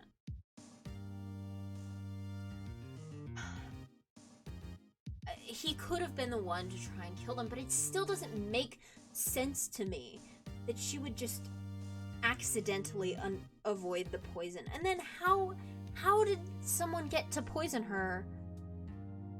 Anyway, the long road to the truth takes us to the record of another trial. Phoenix? In some ways, that was the starting point of it all. And that is where we must go. Alright, see ya. To find the whole truth. This is where we get to meet baby Trucy. Oh my god. Oh my god? Oh my god. Are we gonna have an actual devil on trial in the next case? I hope so. So we're doing a flashback case. Showdown time. Wait. We're doing this shit again? I lost. It's only a game of poker. Game I've played for a long time. And only lost twice. Who was the first? The man I killed, of course. Well, it seems I found the partner I've been looking for all along. Over a game of cards? Why, yes. Over a game of cards. That was how we first met. 7 years ago.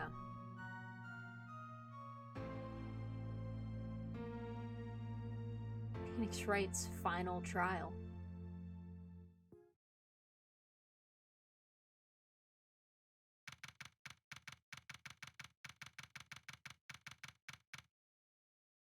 I need to take a minute to process.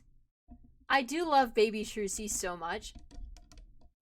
I'd seen that sprite of I assume it's Clavier and not frickin' Kristoff with the short hair. But he's 17. Hello? I think it's his first case. One of his cases is 17, and his brother is a defense attorney? We never went over that. He's a prosecutor, and his brother's a defense attorney, and clearly those are not the same thing, as we learned in the first 3 games. You can never be both, because prosecutors are evil, or whatever. I don't know, it's freaking weird. The system's weird. I haven't seen Phoenix without his beanie on in so long that I was, like, actually, like, flabbergasted to see it. What the hell? Also, like, seeing Turnabout Succession at the bottom made me start second guessing myself. How many cases? What case were we on?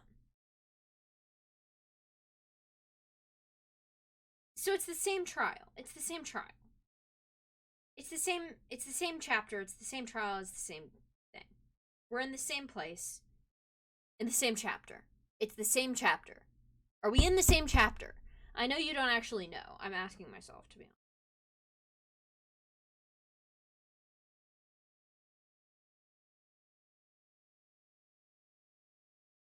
I'm looking it up.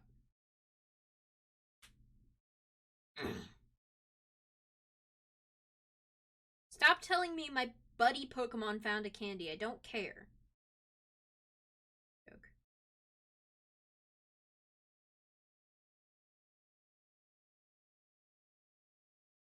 Okay, it is the same case. It's the same case. It's the same case. For the same trial.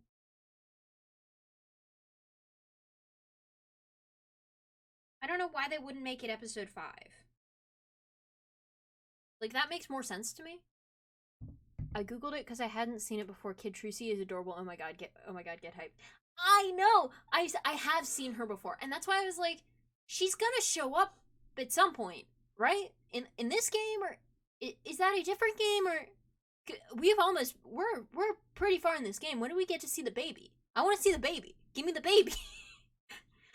I didn't realize it was a flashback case. I feel like such an idiot. I should have seen this coming. God, I'm a fool. I get to play as Phoenix. I get to play as Phoenix? Please? That sounds so much. I'm so excited. I have to play this trial knowing full well that at the end of it, Phoenix gets disbarred. I have to know that the evidence is fake and use it anyway. Oh my god. Oh my god. This is so cool. I'm so excited. Phoenix, Arizona. So true.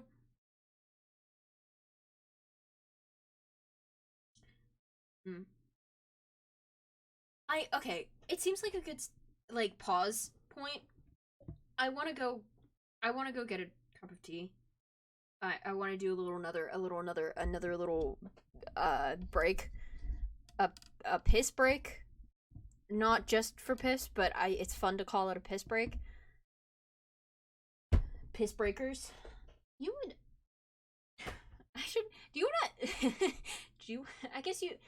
you have a Twitter? I was just thinking about, there's this Apolojustice Ace Attorney, just general Ace Attorney. What my fans are called. No, that's a group of people on this Ace Attorney Discord that I'm on. Ace Attorney, like, Twitter people.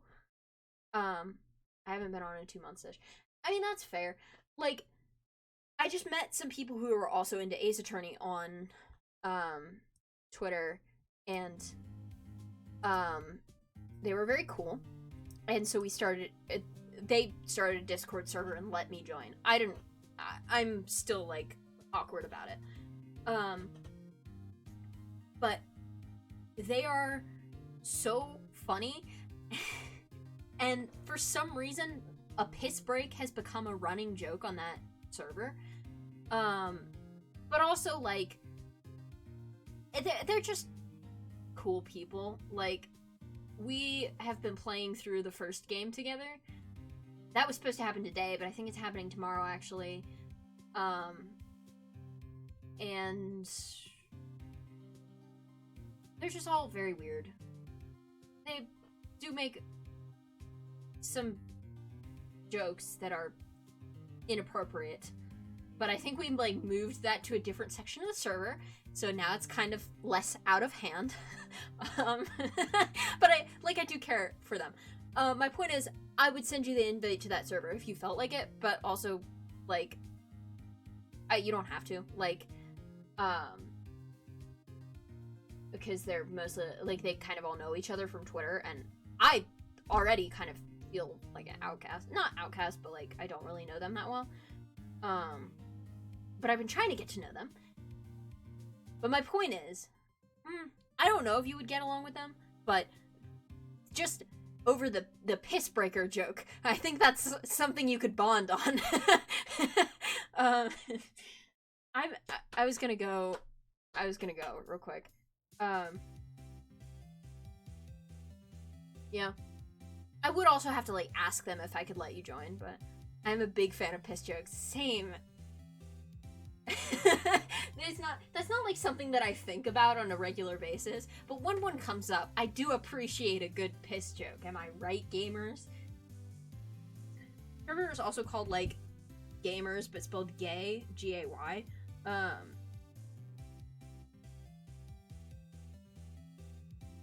And we, I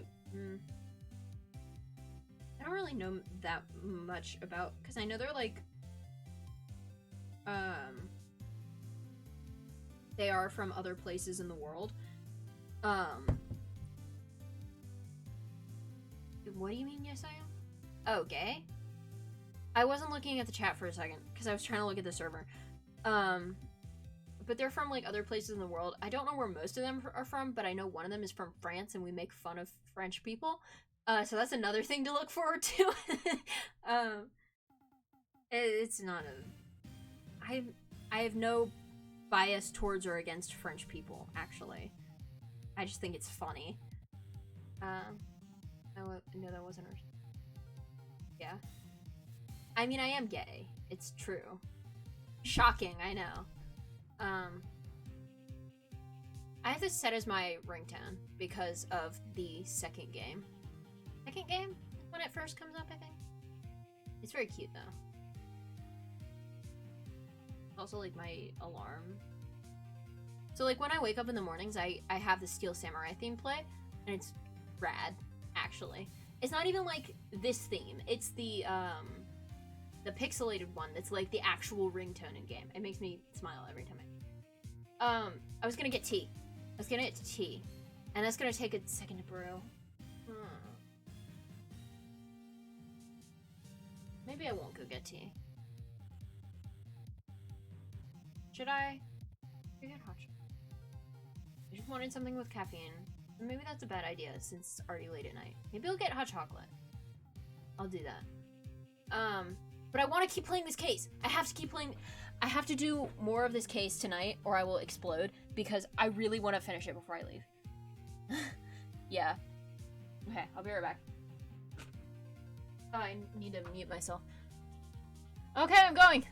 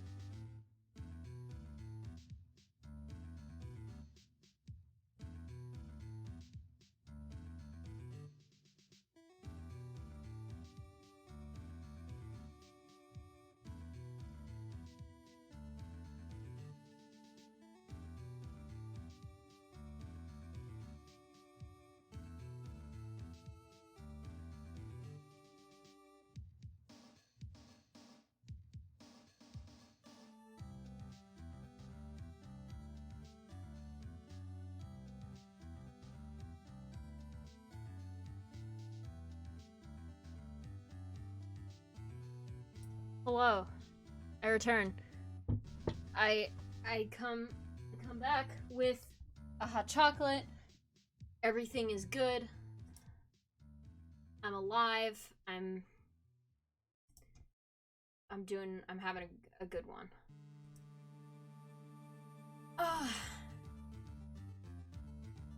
Okay.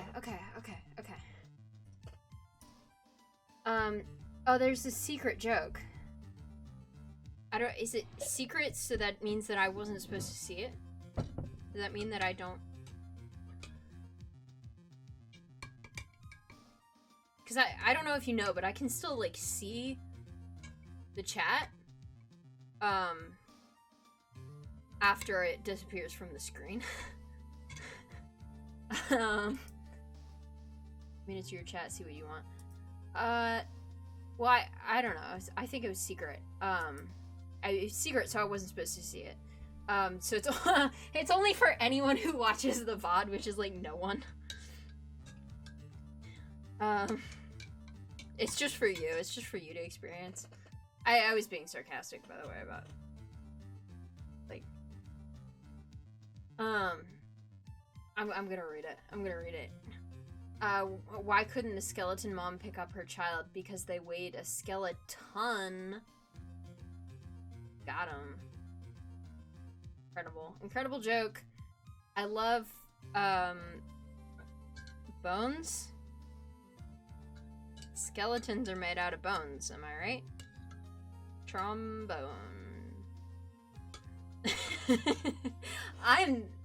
I'm funny, by the way. I don't know if you know, but I became a streamer because I'm funny and charismatic. Bones are great. Wish I had more. Same. Me when I don't have enough bones. Okay. Oh. Yeah. You know I can play this on the bass guitar. It's pretty fucking great. I could get it out. I could get out my bass guitar and play it right now, but it's also 11 p.m.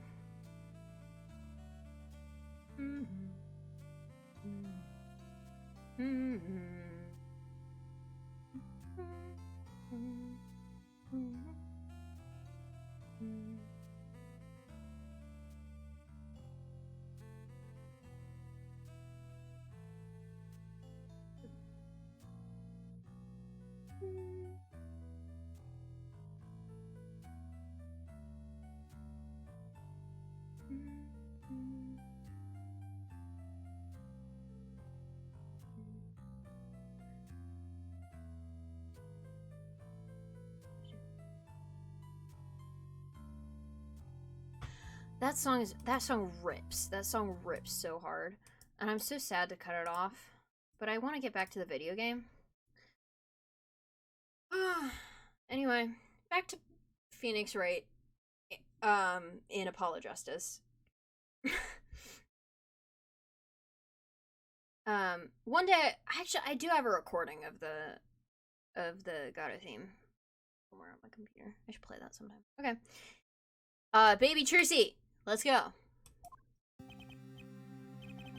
Okay. Boy, I'm gonna have to do, cause I have like a lower voice for Phoenix. I'm gonna have to do like my low voice the whole. God damn. Phew. Okay. It's been a long time since I felt like such a rookie. Gotta try and relax. Hello? Enigmar.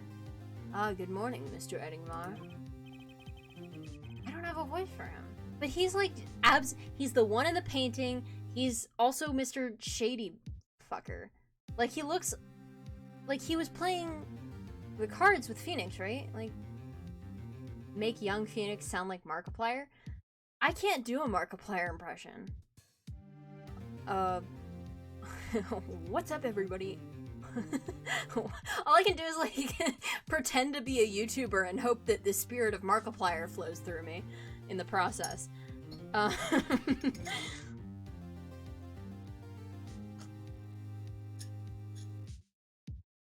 That's good enough. What's up, everybody? Welcome back to the Phoenix Wright trial. I don't know, the trial of Who's even on trial? We don't actually know. But Enigmar doesn't have a voice. I remember his brother, but they're not biologically brothers. Valiant Grimary has, like, the showman voice. I could do the showman voice again. Or I could make him sound like Markiplier. I can't do that. I'm sorry to have sprung this upon you so suddenly. I received the files from your previous attorney only yesterday. Previous attorney? Hello? Honestly, I'm not entirely sure I'm prepared. I understand I am asking the impossible of you. Yes, well, you haven't really told me what happened yet. All we did was play cards. And you let him. And that was enough. Oh, and that was enough. And that... Jesus Christ! Voices are hard. I'm not... Beaver voice. The beaver voice changes from week to week. You can't do that to me. I should have filled my water bottle.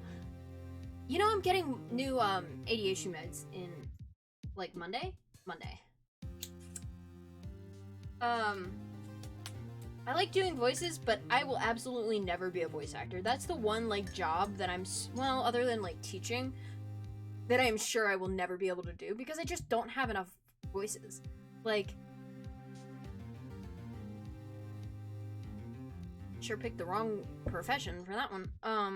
Profession? Streaming is sometimes voice acting. Not all the time. Game, for sure. This game does need voice acting. What am I talking about?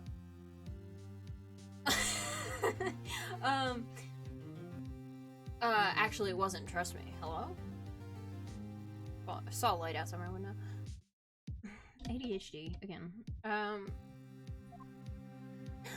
child! Oh! Oh my god! She's so small! She's so small! She's got the same color scheme as her dad. That's so cute. I guess I'll just keep her voice. Oh, morning, Dad. I'm so glad you came. You okay, Daddy? They picking on you? I am fine, as always. This old boy here is here to help me, after all. That's a young man to you. Good morning. It's a cute outfit you have on. Thanks. My first show is today, after all. How old is she? She's 8, right? Why is she being allowed at the murder trial, by the way? Oh, I'm sure it is. What the heck is she talking about? Oh, old boy. Huh? Me? Look what he started. Here. Seems fate's clock will make me wait a little longer, at least. Only less than 10 swift minutes remain. To all those who have supported me in my life's work, I give thanks. Farewell. Magnifique Mary. Is this a suicide note? I'm very anxious about this. Oh, she starts with the color scheme of her first dad and changes to the color of Phoenix when she's adopted by him. How did I not notice? It is extremely... I thought it was because Mr. I genuinely thought that Mr. What's-His-Name was going to turn out to be blue. The other Grimary fucker.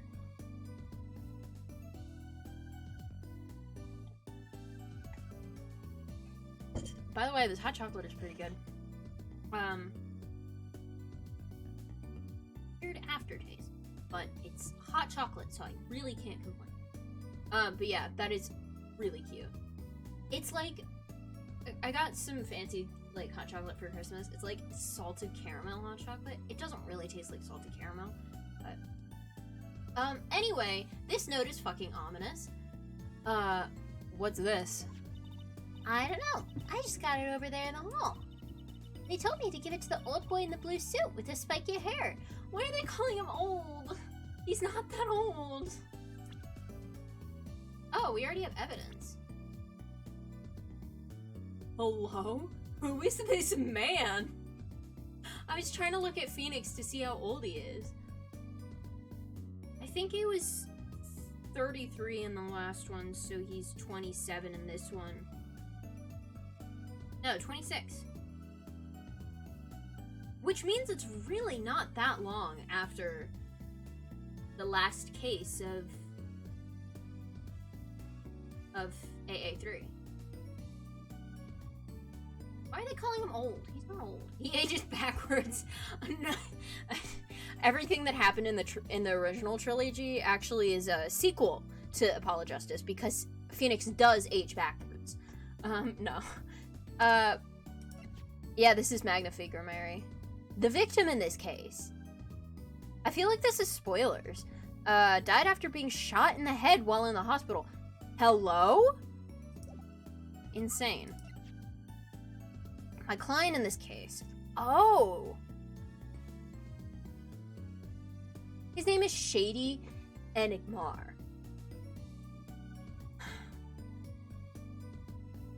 Shady Enigmar. Shady Enigma. This is the... Anyway, so we know what the case is now. He's being accused of killing his...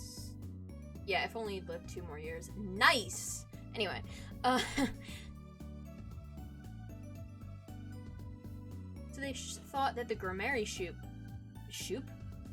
had infighting.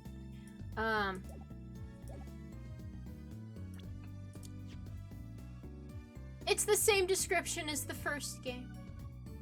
It's not the same description as Polly's badge. Oh, that makes me so nostalgic. Body found in hospital room, shot in forehead. And there's a gun. Like a bright gold gun. And a syringe.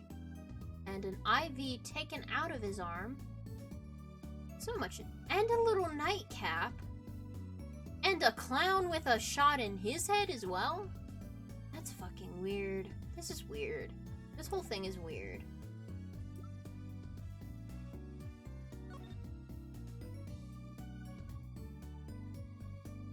Loss of blood. Malignant tumor discovered, confirmed in victim's liver. So he was dying anyway. Jesus Christ. Okay.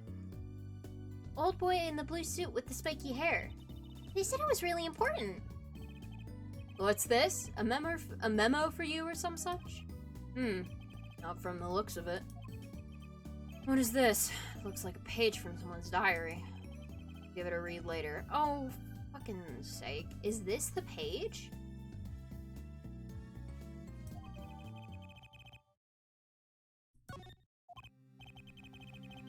Well, how do you feel about the trial today?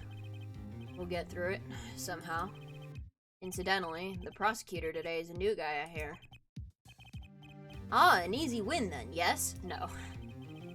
They're calling him a true thoroughbred in the history of the prosecutor's office. They say that about every prosecutor, though. They called Edgeworth the demon prosecutor. They called Francisca the... prodigy prosecutor? Because, do you know Phoenix Wright has fought the Avengers?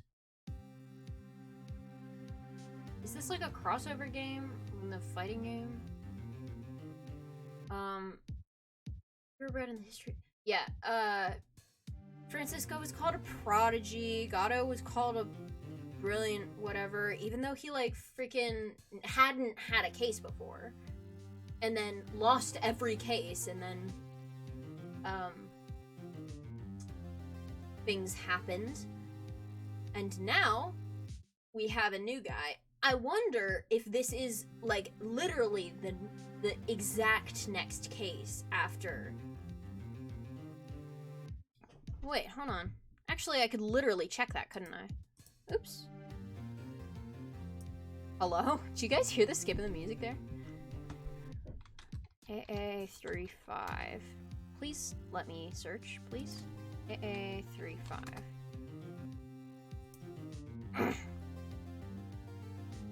February 6th. AA41 or 44. Ace Attorney.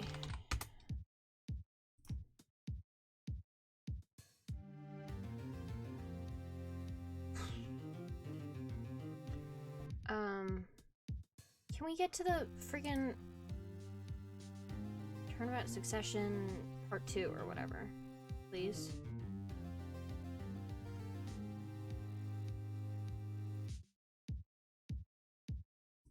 Hold on. This is important to me. We have to move through this. Trial former, right. April 13th. It's 2 months later. It's 2 months later. That's wild to me. That's so wild.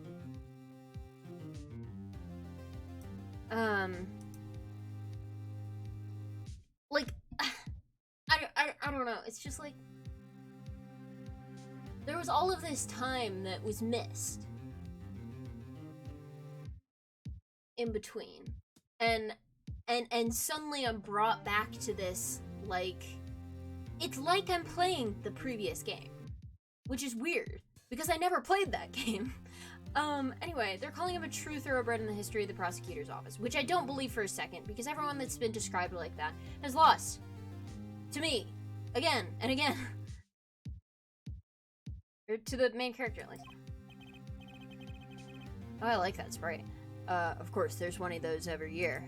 Exactly what I was saying, actually. The switching of attorneys just before the trial. I know it is a difficult situation I put you in, but allow me to say one thing, Mr. Wright. Yes? They will not be able to pronounce me guilty today. So, do your best, but do not worry. First time a defendant's ever given me a pep speech. I'll do what I can. I see you do not understand. You see, it will be impossible for them to declare a verdict. Impossible? Yes. Isn't that right, Trucy? Yep, you bet, Dad. My first look at the case was only yesterday, and the information I was given was a tad bit lacking, to be honest. Still, I'll do what I can, for their sake. I keep switching into my normal voice because I think that I am the main character. I mean, I am, but like, I believe the curtains will be lifting any time now. I'm in your capable hands, Mr. Wright. My client is Shady Enigmar, known to the world as Zach Grimari, a wildly popular magician, star of Troop Grimari. His mentor, Magnifi Grimari, was a rare breed of magician. He single-handedly ushered in a golden age of stage magic until he was shot dead. Zach Grimari is the suspect. I keep making little dinging noises.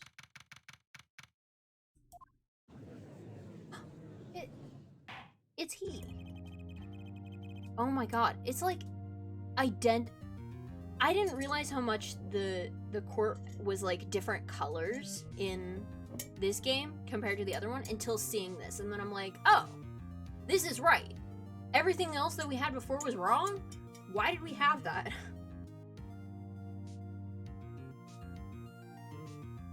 Court is now in session for the trial of Shady Enigmar. See, that's like I'm so excited about this. Let me chug, babe. I'm not gonna chug it. The defense is ready, Your Honor. Oh my god, he's 17. 17. He's a little baby. That's so weird. I hate that I'm older than him. Oh, that's weird. Is the prosecution ready? I was just thinking. Well, is this what all the fuss is about? Bit of a buzzkill, really. Buzzkill? Is this some new kind of crime? Judge is so stupid. Anyway. One of the worst. This is a trial, yeah? Where are the sweaty palms, the pounding hearts?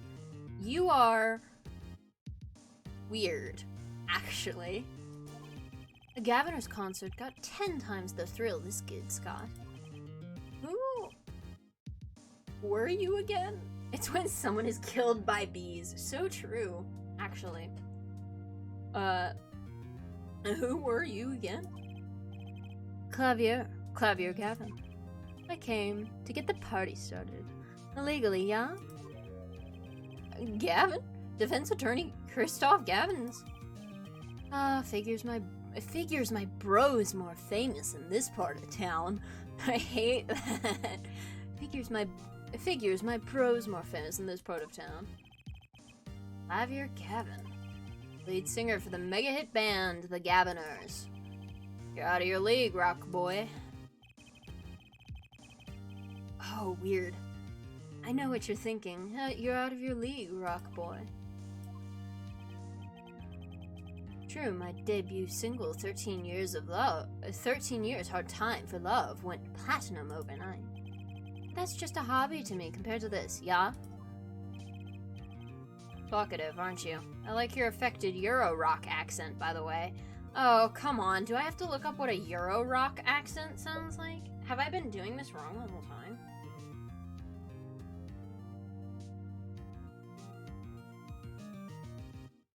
I'm looking it up.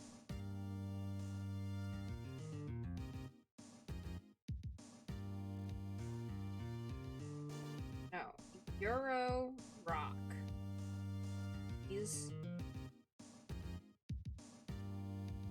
Let's play a Euro rock song very quietly in my ear. I'm gonna mute myself.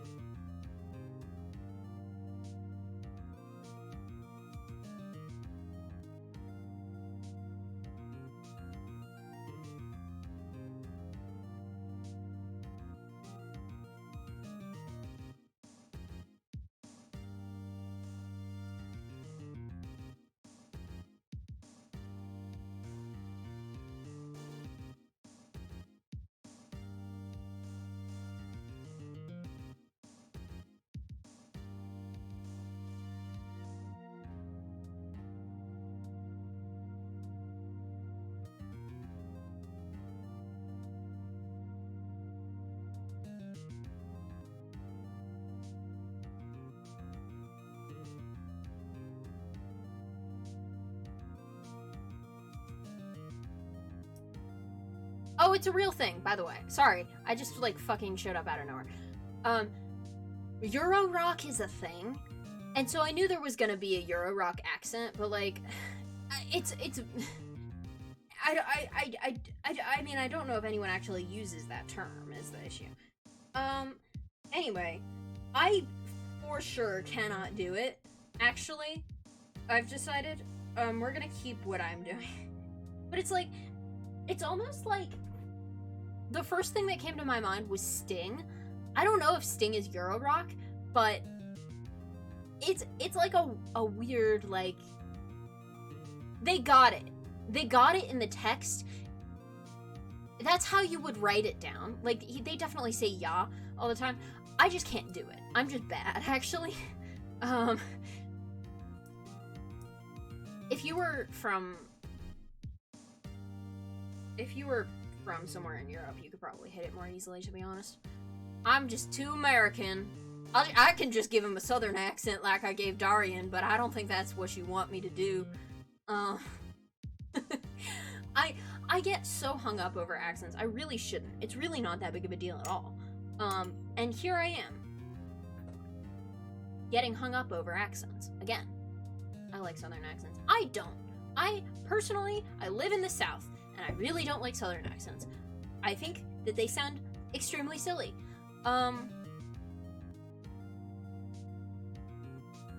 They do remind me of my family, so I can't hate them that much, but they just, not my favorite accent.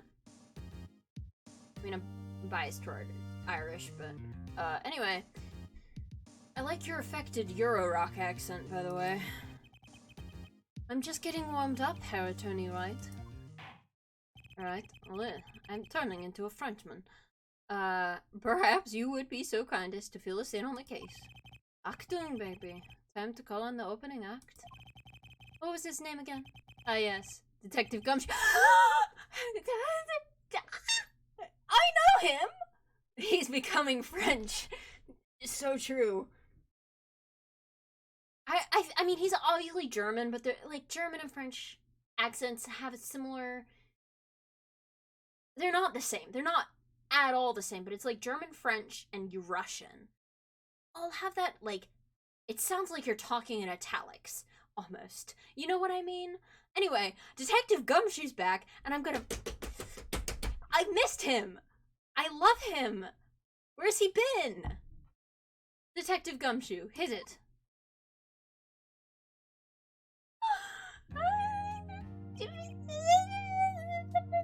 I know him! And you are? I can't do a Gumshoe voice, holy shit. You were the one, pow, pow, pow, pow, pow, pow. You were the one who called me up here, sir. Name's Dick Gumshoe. I'm a homicide detective down the precinct. Detective Gumshoe, long time no see. Hey, you! Huh? Me? Today's the day, pal. Today, I win and you lose. I got confidence in my testimony today, see? What, you normally lack confidence in your testimony? No, detective. This is my stage. Can the antics. Huh? all this, hey you, and such. And I could care less about your history together. We're... Large man. Built like a fridge! Built like a fridge! I mean, literally so is Edgeworth. They're both, like, rectangles. Anyway, very well. Detective Gumshoe, if you would. Please tell us about the case at hand. It's so, like, it's so nostalgic in the weirdest way, and I'm having, he's wider than he is tall, so true. Like, I'm having, like, flashbacks, which is not, like, I didn't play the first game. What's happening to me? I'm having an emotional reaction to this. It happened 6 days back in a room at the General Hospital. The facts are as simple as they come. Here's the crime scene. The victim was a patient, asleep in a hospital bed. The killer comes in, puts a pistol to his forehead, and bam, lights out. Them's the facts. There's clearly a bullet hole in the clown doll. Not so long ago, the victim, Magnifique Mary, was a famous man. Hello? He had the entire country under his magical spell, as it were. Ah yes, the great magician. He retired years ago, though. Say the name Magnifique to one of my generation, and you'd be lucky to get a blank stare. Yes, though I'm sure the youngsters today know his disciples even better. I dare say Troop Grimary has made quite a name for themselves. That clown has a hole in his clown skin. Yeah, he stole the skin of a clown, made it into a doll, and he stole the skin of a clown who had already had a gunshot wound in his forehead, and then made it into a doll, and the doll already had the gunshot wound in his forehead, so it's not actually related to this case at all. Troop Grimary's made quite a name for themselves. Anyhow, the retired Magnifique's been in the hospital for the last year. What was it? Malignant tumor or something. Tutor or something. Doing something to his liver, I think. Yeah. A malignant tumor, perhaps? In other words, he had liver cancer. He had only 3 months left to live, in fact. You accidentally saying he stole the sin of a clown goes really hard. I did notice I said that, and I was like, maybe no one else will hear it. The facts do seem simple enough, but something's not right. The victim was already climbing a 3-month stairway to heaven. Why not wait for him to knock on heaven's door? Why shoot him? I wouldn't have put it so lyrically, but it's true. Knock, knocking on heaven. Why make the effort to commit murder when the victim was about to die? Incidentally, the victim had a serious case of diabetes. Diabetes? In fact, he was about to shoot up with insulin. Ah, that's what it was. And he was shot with a pistol. The syringe was found at the crime scene. Chronic diabetes and cancer. As much as it pains me to say it. The victim was clearly at the end of his life. Alright. I believe the question before us is clear then. Why did the killer have to shoot this dying man? What reason could he have had? Very well, detective. Perhaps you can enlighten us as to the circumstances of the shooting? Yes, sir.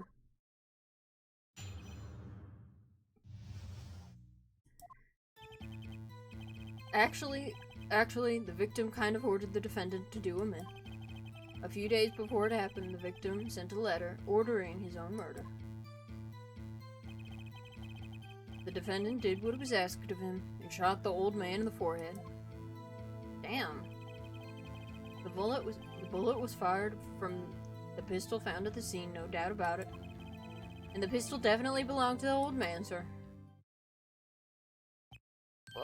What? You're saying that the victim ordered his own shooting? Those are the facts. I have the letter in question.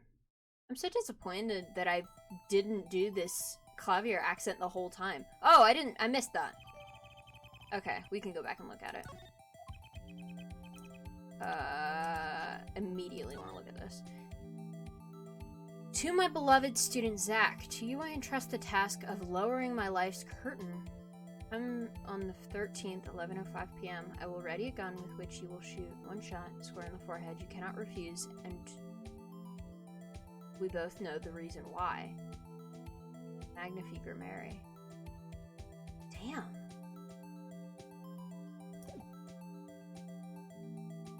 This is gonna be a really fucking hard one to get Zach out of when he's mentioned by name in this letter.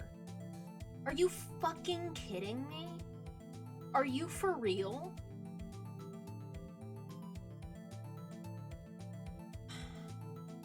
I don't know what... There's a lot of debates going on around about assisted dying. I can't... It's too heavy of a topic for me to get into on stream. But it is interesting that clearly what is being presented is that Magnifique wanted to die, and because there was no legal way for him to do it, he asked his own student to shoot him in the head. That is a dark case. Holy shit. I don't know how... Phoenix in the courtroom reading this, speaking out loud. Are you fucking kidding me? This is gonna be hard. Yeah, imagine if your lawyer, like... it reminds me of those tweets that are like, this is what my lawyer looks like, dog, I'm going to jail. Like, if you heard your lawyer say that out loud, I would request a different lawyer immediately. And he already requested a different lawyer, like... Anyway. Very unusual indeed.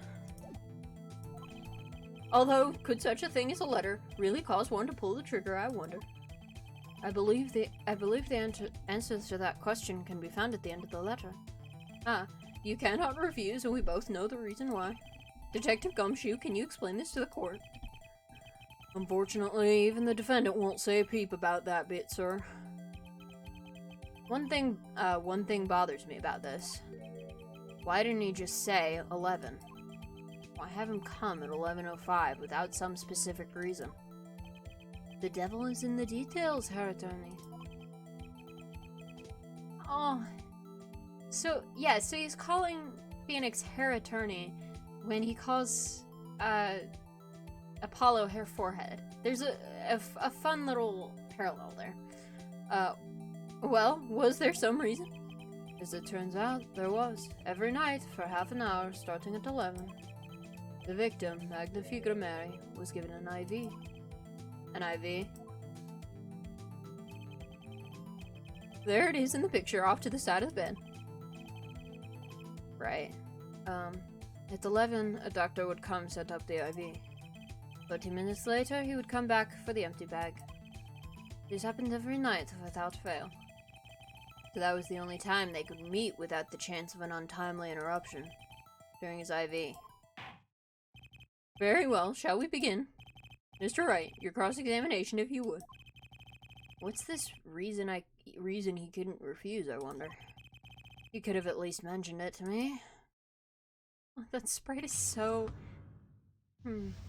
Oh, the different... Those were Phoenix's eyes. God, I'm so wildly nostalgic.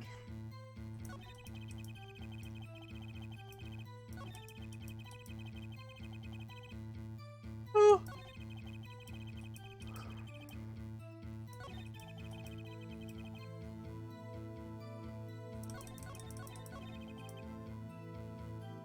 With the letter, a few days before it happened, sent the letter. When was the letter sent? And this letter was sent by the victim? Okay, God. There it is. Gotcha. You're all mine this time, pal. Huh? I had the handwriting checked out, of course. It's the victim's, no mistake. Oh, I'm proud of you. I see. Ha ha ha ha ha. Score one for the boys. Oh, I thought he was like, you doing that sarcastically because of the sprite? I just had Gumshoe laugh like a robot. Score one for the boys. I didn't lose. I was just ascertaining the facts. Why am I so annoyed? I'm not annoyed. I like him. I like Gumshoe.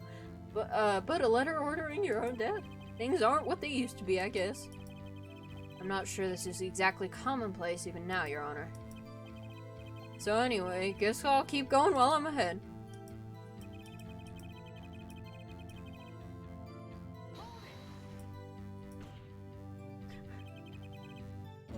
Hold on. How can you be so sure? I clicked the wrong thing. Shit. Hey, you gotta learn to stop relying on people to do your thinking for you, pal. I'm an attorney! Learn to think for yourself. Get that noggin cranking. Hello? Fail to grasp the concept of questioning, detective. First, we got this letter. It says shoot in the forehead, loud and clear. I can see that, but I still wouldn't do it. Well, maybe you need to grow yourself a backbone, pal. Are you saying you would? You fail to grasp the concept of shooting people is bad, detective. Commentary on the police force, am I right? Gamers? ACAB? I don't like this implication that Gumshoe actually just shoots people, though. Concerning. Anyway. We also found the defendant's pistol at the scene. Traces of gunpowder residue shows that it had been fired recently. Well, Mr. Wright? As far as I can tell from looking at this photo, there seems to be no issue with the prosecution's claim.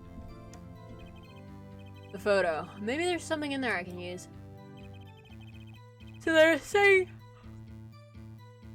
Christ. The defendant shot the victim in the forehead. I think there's a hole in the prosecution's argument.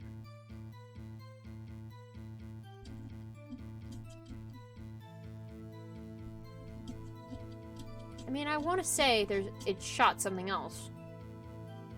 Not sure. I mean, it's so obvious that I want to be like, let's go for it immediately. Looking at this photo, another possibility occurs to me. Yes? What does the letter tell us? That the defendant had a reason he couldn't refuse his teacher's wishes. Bingo, pal. That's why the defendant popped him one in the forehead. Oh, the defense disagrees. You see, the defendant had another choice he could make. What, and you can prove that with this photo? Photo? Jesus Christ, what is happening? I can prove he had a choice, yes.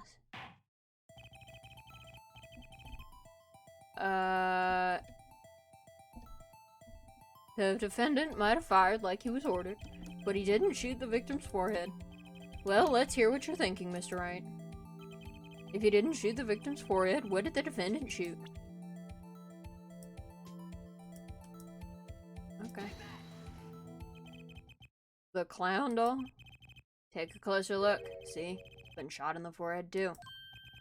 Ah! There's a hole in its forehead. Yes, and a hole in the prosecution's claim. Ha! And I suppose you have a reason as to why he'd shoot the clown doll? He didn't just shoot the doll, he shot the doll's forehead. His forehead? Ah! Let's read the orders one more time, shall we? You will shoot 1 shot square in the forehead. Which is exactly what he did. He shot the clown doll square in the forehead. Weird workaround, my dude, but fair enough. I mean, the man is still dead, but okay. The judge has raised an intriguing possibility. That hole in the clown's forehead. It definitely looks like it was shot. Bailiff, send someone to investigate this matter. I admit, I'm impressed, but I expected nothing less. Still, this doesn't mean he didn't shoot the victim. Perhaps he did have to shoot a forehead as ordered, but the letter says nothing about whose forehead. The clown was trying to kill him, the defendant saved him by shooting the clown. So true. Clowns are despicable. I don't care for clowns, personally. They just scare me. I don't know. This was the only way. He had to follow his orders without taking a life. The bullet hole in the clown doll's forehead does demand an explanation. It might very well be a clue. Yet Prosecutor Gavin is right. It alone does not prove the defendant's innocence. You cannot say for sure the defendant didn't shoot the victim. So sorry, Mr. Wright. How sad it is to see the mighty fall. How sad it is to see the novices overconfident. Oh! It is, like, Phoenix is a seasoned professional who has seen 2 novices and 2... I mean, Francisca was 18, but she started at 13, so she was young, but not a novice. Miles was just Edgeworth. You know how it is. Anyway, this is his 2nd novice that he is... It's a seasoned professional. It's very fascinating. He doesn't realize how big... It's a normal line. It's not weird at all. He doesn't realize how big this little hole is going to get. Normal line. Normal line in a video game. I'm not laughing about it, because I'm mature.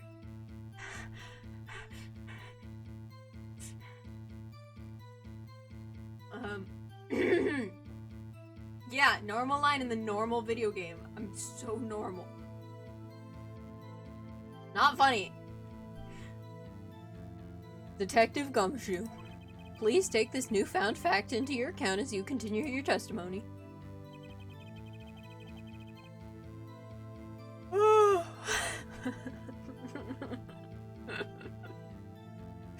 I'm not laughing because of what you just said in the chat. I'm not laughing about it. I'm laughing about something else. I'm mature.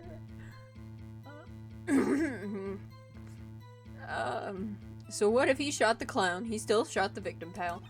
I didn't have time to gather all the details before coming in here. This testimony might be my only source of information. Better pay attention and read this letter carefully.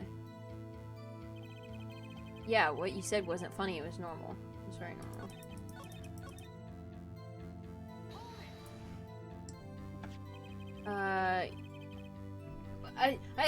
Hello? Hold on. I have to take a second. For literally, like, I just remembered something, and it's not even, like, that urgent, but I just wanted...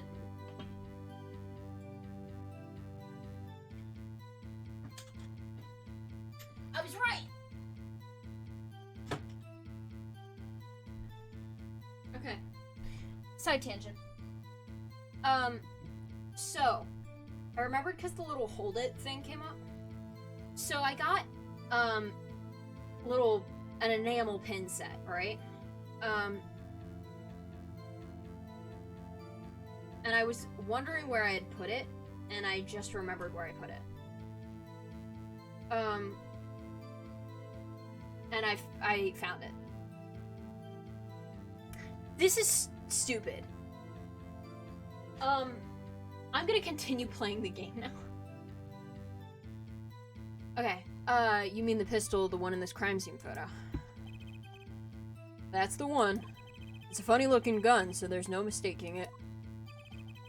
We compared the bullet taken from the victim's skull with the bullet fired from this gun. The rifling marks on the bullets were a perfect match. So you verified the murder weapon, in other words. You bet we did. The pistol definitely belonged to me. Why are you so certain? What pile of sand has your head been stuck in all this time, pal? You never heard of Zack and Valent's quick draw shoot 'em? No. Huh? What's that? One of the defendant's specialties.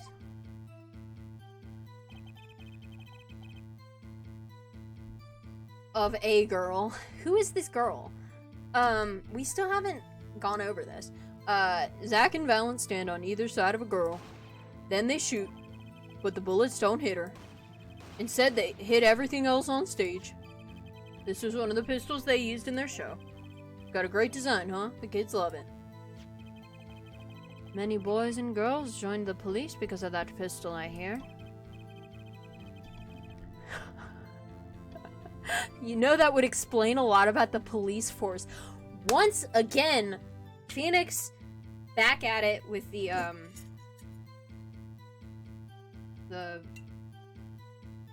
how do you say it? Police slander, I guess? Slander. It's not really slanderous, but it is ACAB. Hell yeah. I feel the need to clarify. I obey the law, but I do agree with the statement that the police force is flawed, and I am not going to say anything else on the subject. Because I really feel like I would trip over my words and say some dumb shit. And I would go... I don't know what jail they could pull on me for that kind of, language, but... I mean, technically, like, they can't arrest you. I guess Twitch could... I don't think Twitch is gonna... I'm overthinking this. I'm also, like, paranoid. I have anxiety. Why am I talking about this? Troop Grimary stopped doing that act a while ago. Twitch will send you to internet jail. Yeah, well, because, like, the whole argument against, like... This was my, like, brain logic, was... America, there's, like, free speech. First Amendment, whatever. So you can say stuff that is anti-government, and they cannot technically arrest you for that. However, certain platforms and companies and things have rules that can limit your speech because they are not the government, the federal government. So, Twitch could technically get on my ass for saying that, but I don't think they're going to. I don't think they have any reason to. They're also an international corporation. They may be based in California, but I don't think that they're going to be... I don't think this is an issue. I think that I am just an anxious little creature. So I can say whatever I want on here. That's a joke. That's a joke. The joke. Because Twitch just, like, you can't have hate speech, which makes sense. But I don't think saying ACAB is hate speech. I just am an anxious person. And that is all I'm going to say, and I'm going to be done with this segment now. That old man held on to that pistol ever since. The court would like to see the pistol in question. You got it, sir. Here she is. Well, this truly is a blast from the past. It's a stage pistol for a magic show, see? But it can fire real bullets. It looks so much bigger in real life than on TV. Again, a very normal thing to say. Yeah, but it can only hold one round. By the way, the pistol's firing chamber is empty. And it shows traces of having been fired recently. Oh, I was gonna make an ACAB joke earlier, but when you had a little anxiety attack, I didn't know if it was too much, but no, you just said it now, so I feel validated. I, yeah, I just, I had a little anxiety attack. No, I agree with the sentiment. I just, like, you know how it is where it's like, don't say too much on the internet because the internet's around forever. And it's weird with streaming because, everything you say is like live broadcasted. There was a bit a while back actually where I had a stream where I was ended at the very end of the stream. I got really upset about something not really related, and I did not I had to end the stream because I was like, I don't want to be showing this. So I just sometimes get in my own head, especially after streaming for 4.5 hours. I get in my own head about like, hey, should I really be saying this right now when it is literally being recorded and like broadcasted, and anyone could be seeing it. Not that many people are going to see it, but this is rambling. Which is another thing about streaming is that I am so prone to rambling that sometimes streaming is good because I could just be playing Minecraft and I could just be talking the whole time because I can talk about anything. I can talk so much, you don't even understand. This game, though, Ace Attorney, is not a game for rambling, and I ramble. But I like the characters, so I have to do it. I have to. Rambling makes for good content. In certain cases, yes. I would not say that with Ace Attorney it makes for good content. I think this is mediocre content at best. I talked to you about Persona for like half an hour. Like, I can and instead of playing the video game. And it shows traces of having been fired recently. No, it's good content. I don't believe you, but I appreciate it. So were there any fingerprints found on the gun? Unfortunately, no. Of course, the defendant is known for wearing gloves. We might say that a lack of fingerprints is in fact a fingerprint of its own. Aha! Intriguing point. Well made. Whoa, whoa, whoa. Not well made. Not intriguing. In any case, the court accepts this evidence. My grandchild would get a kick out of seeing this. You're not allowed to take it home, please. Don't do illegal things like taking evidence home, which... Actually, no, Phoenix has done that. Stolen evidence. Not stolen, but like taken from the crime scene and then taken it to court, which is not really legal. But now it's time to return to our testimony. Congrats, you're wrong. Okay.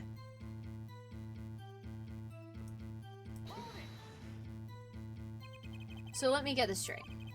You're saying my client first shot the clown, then shot the victim? Hey, not a bad summary, pal. More of a confirmation than a summary, but whatever. Yeah, because it only holds one thing. Oh, he said it out loud. That was really more of a confirmation than a summary. But our defense attorney seems pleased enough with himself. Do these people ever miss a chance to mock me?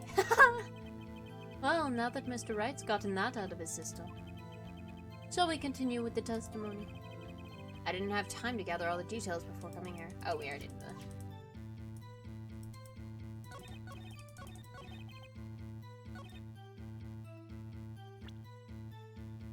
Yeah, okay.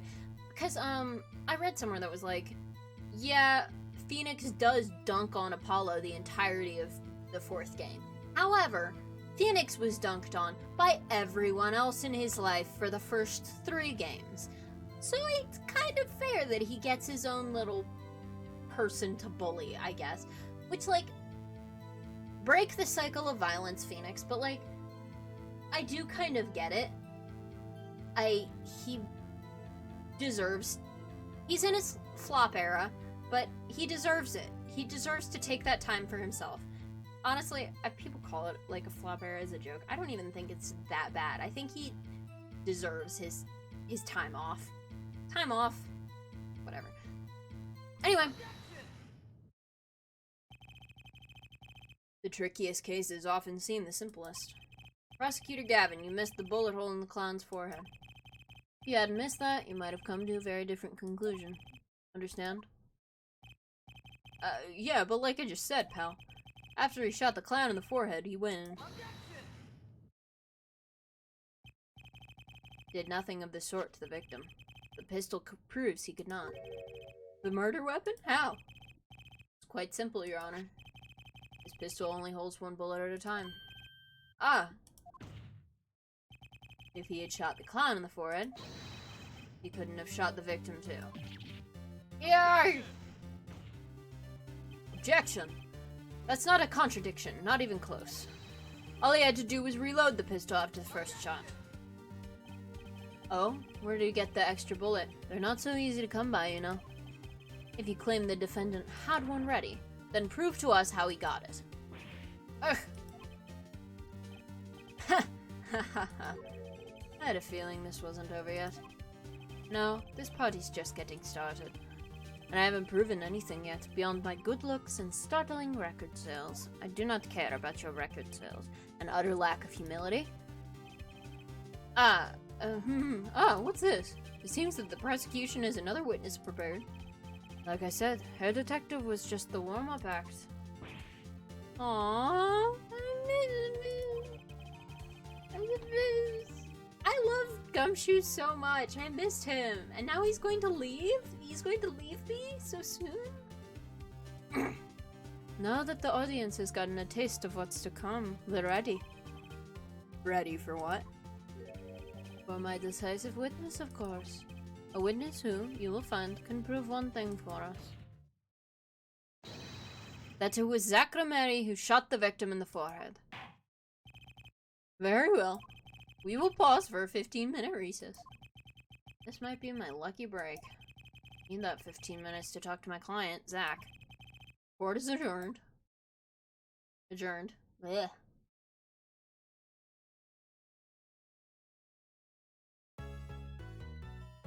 Damn, we're saving already?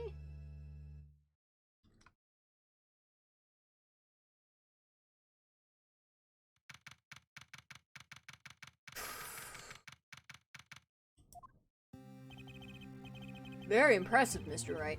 I have to say, I expected nothing less. We've only just begun. I was hoping you could tell me a bit more about what happened, actually. I did not think you would believe me if I told you. Better you discovered the truth for yourself. I was thinking of you, you know? I think we need less thinking and more talking. That night in the hospital, what really happened? Ah, the way your eyes gleam, Mr. Wright. You'll scare Trucy. I do not care. Tell me about the murder, Zach. Tell me about the murder that happened that you are being accused of right now.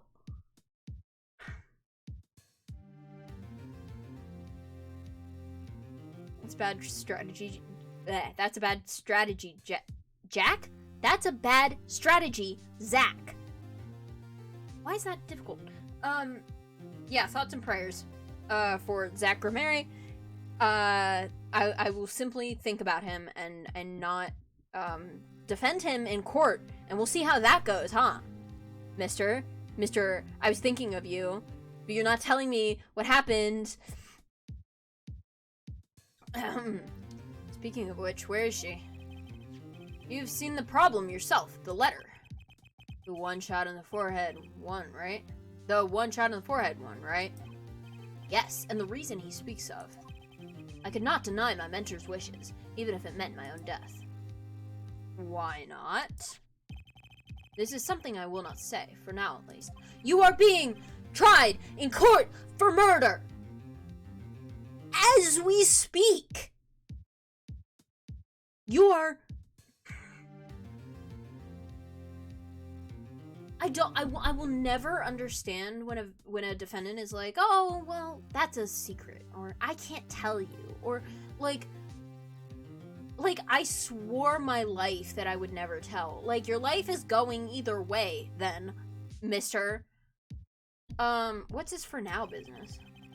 But I guess Phoenix is probably used to it, honestly. I've done many things in my life, some well, some poorly. But this is a cross we must bear alone to our graves. We? You wanted to know about the night of the incident? Finally, this guy sure likes to take his time getting to the important stuff. Of course, I had no intention of shooting my mentor. I snuck into his room that night at the appointed time. And found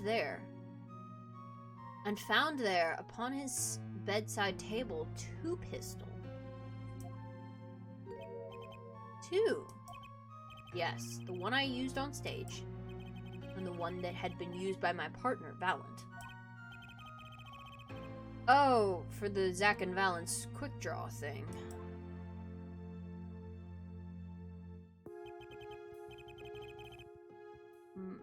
My mentor had the look of one sleeping. I stood by his bedside, hearing only the light sound of his breathing. Then I took the pistol into my hand. I cannot deny that my resolve faltered then for a moment.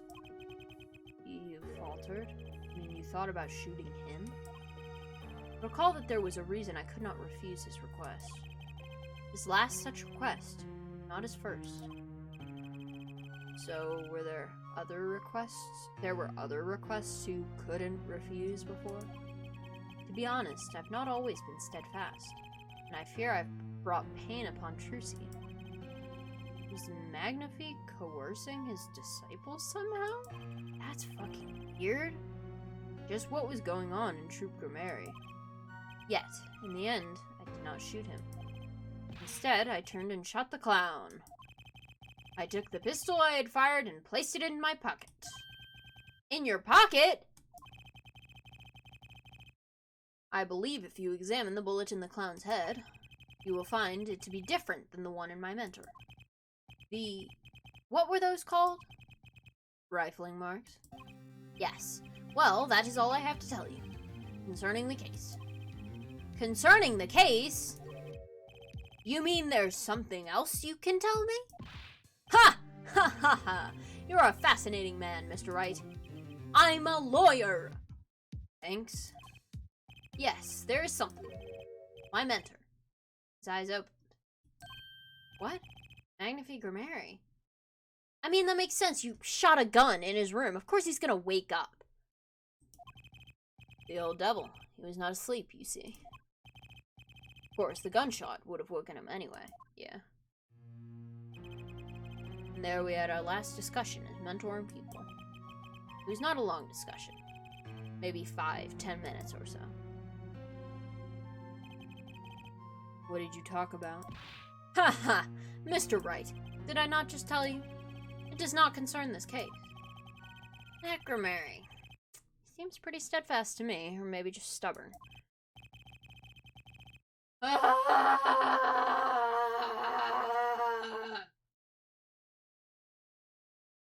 They keep calling this guy the devil, who's the who's the person who contracted the forgery. Yeah, that was what I was thinking was... We've referred to a devil at least twice, or 3 times, I guess. So, like, once by, what's her name? Oh, Vera! Once by Vera. Oh, Jesus. Once just now, calling the old man the devil. And then there was one other time, and I can't remember who it was referring to, but I think it was also the old man, which does imply that the old man is called the devil, which does imply that he made the forgery. But I still want to believe that it's Kristoff. Simply because that foreshadowing with Emma was really weird. And she kept looking at Clavier.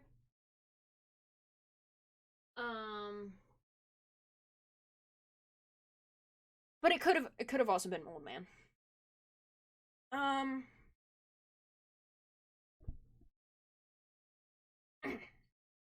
What was I gonna say? Right.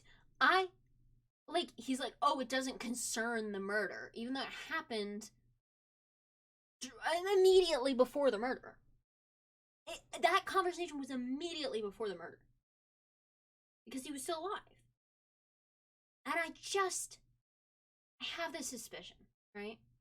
Because the evidence was forged. Something was forged.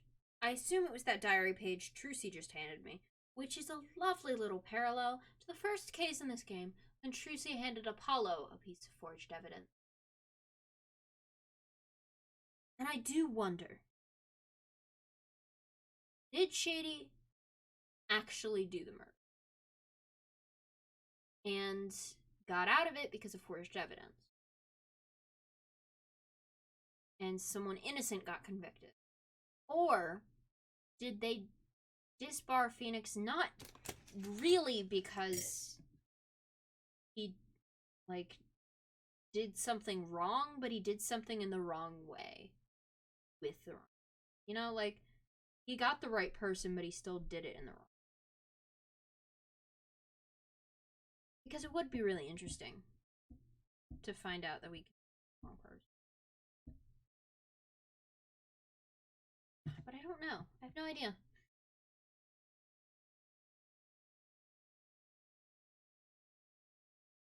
What fell? Anyway. Your presence is, requested in the courtroom. Once again, I am in your hands. Right, let's get back in there.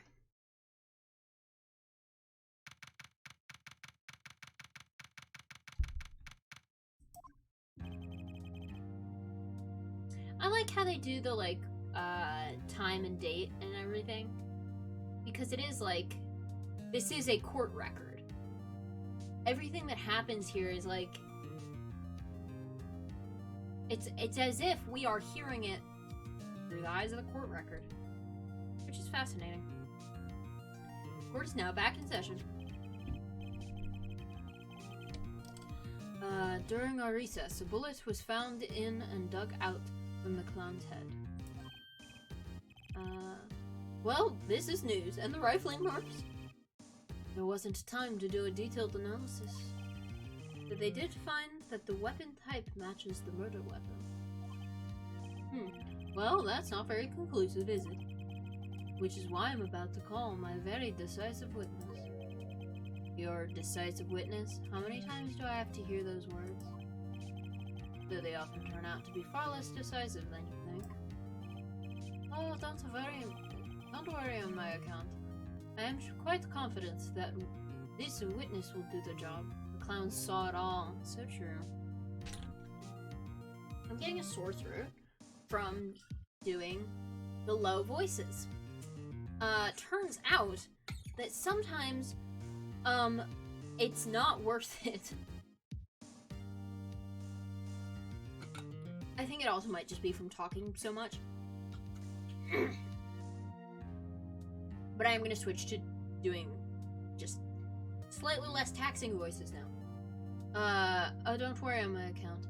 I'm quite confident this witness will do the job. After all, he is intimately acquainted with the players in our little production. Is it Valiant Grimeri? Yeah. Being the other half of Troop Grimeri's famous duo, Zack and Valiant. You keep responding to all the insane shit I say with so true, I'm starting to think that praise has lost meaning to you. Listen. I can't disagree with your statement. So it's a way of saying cool, basically. Because I'm a weird human being who's lost the ability to speak normally. If I disagree with you, you will know. Being the other half of Troop Grimeri's famous duo, Zack and Valiant. Valiant Grimeri. So we get to meet the great Magnifie's other disciple. Oh, he doesn't even have the beard! Whack. Perhaps we'll start by asking your name and occupation. Valiant Grimeri, magician. That's not your real name, though, is it? Like, and you're the decisive witness, are you? You can prove your fellow student your partner's guilt? Fate, the grand illusion, filled with traps and tricks. Wait, the shooting took place in that hospital after 11 o'clock at night. You're a witness. Does this mean you were there that late? If one were to deduce this logically, the conclusion is yes. What are you talking about? Okay, I always get the characters, don't I? Yup. That's because this is a video game. Fourth wall break there, but sometimes in video games, the people in them are over dramatic. for fun and whimsy. I have an interesting fact for you. You see, several days before the crime, my witness received this. That looks very familiar. Wait, that's the same letter Zach Grameri received. I was gonna predict that! And I didn't say it out loud. God. Yeah, I was like, 2 guns. If Phoenix were an irregular child, he would be the weird one. I mean, yes, but that's because the legal system in this video game is not real. Well, I also don't know what Japanese courts are like, but if you put Phoenix Wright, if you said Phoenix Wright, make him a real human man, and you said, now go to court as a defense attorney for this man, and he just went in there yelling and bluffing, they would probably throw him out of the courtroom. Yes. But that's because the legal system in the video game is a video game legal system. So, I don't know, he fits in. It's what I'm trying to say is that he is a normal man because, like, it's not him that's weird, it's the system that's weird. That's the same letter Zach Romero received. Because there were 2 guns, and I predicted this, and I didn't say anything, and so I have no proof. But, like, it does seem kind of obvious, like, 2 gunshots, 2 bullets, 2 guns, and 2 foreheads. And the way that Shady was kind of saying, hey, or Zach, I guess, was saying, like, I had a decision to make. I had this thought of, there are 2 guns before him. He can take the easy way out and shoot the clown in the forehead, knowing that Valent will probably come after him and have to do the deed of shooting the old man. Or he can shoot the old man and allows Valent the easy out by shooting the clown in the forehead. It's whoever came first had the decision to make. Which is cruel. Like, truly, to put someone and say that either you have to kill me or your friend, your brother, has to kill me. Because both of you are sworn to me with this thing that you cannot refuse, and one of you gets an easy out, but you have to make the decision on who that will be. You can take the fall. That's fucked. Anyway, this man wanted to die, went to the effort of getting 2 guns in arm's reach, and then pawned it off onto other people. Yeah. And also, like, he also, like, said, like, I have a feeling, like, I don't know if this was on purpose, but I have a feeling that it was on purpose that he, like, put the clown doll there and allowed a choice. It's like, there's a game in it. There's a game of, like, he didn't have to put that clown doll there. He could have just said, I need someone to shoot me in the head.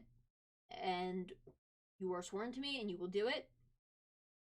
And I will give you no easy outs. And you just have to do it. And I'm sorry. Like, and that's already not nice because he knows that whoever does it will go to jail. But he was so cowardly to make the choice himself that he forced his disciples to make the choice. Letting one of them get off scot-free and the other jail.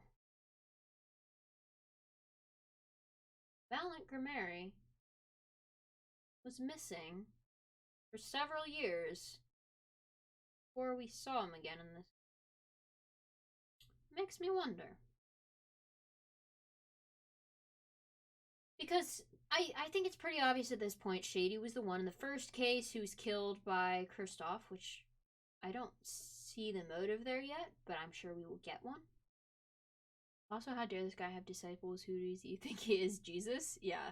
Um, the Buddha.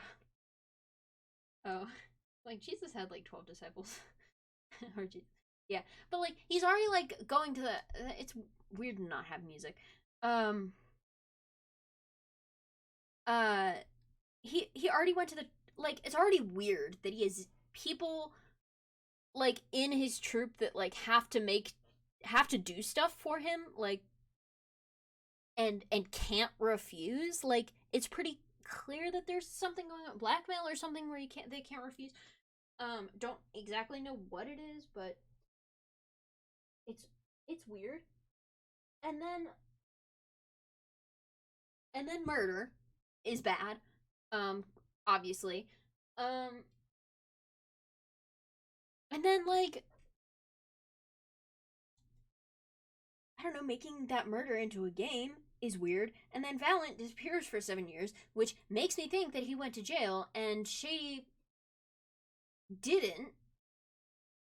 But then somehow, for some reason, got killed by Kristoff, which in a way makes sense, because if Zack was actually the guilty party and Valent wasn't, Valent going to jail unjustly for the other person in his troop,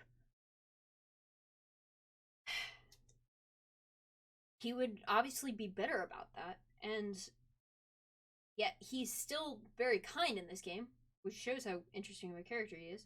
And obviously, if he didn't go to jail, then none of this matters. But Shady being killed by Kristoff would make some form of sense, because in Kristoff's mind, as a defense attorney, killing Zack is justice. He was the guilty one and didn't even have to go to jail for it. So Kristoff made his own justice by killing him.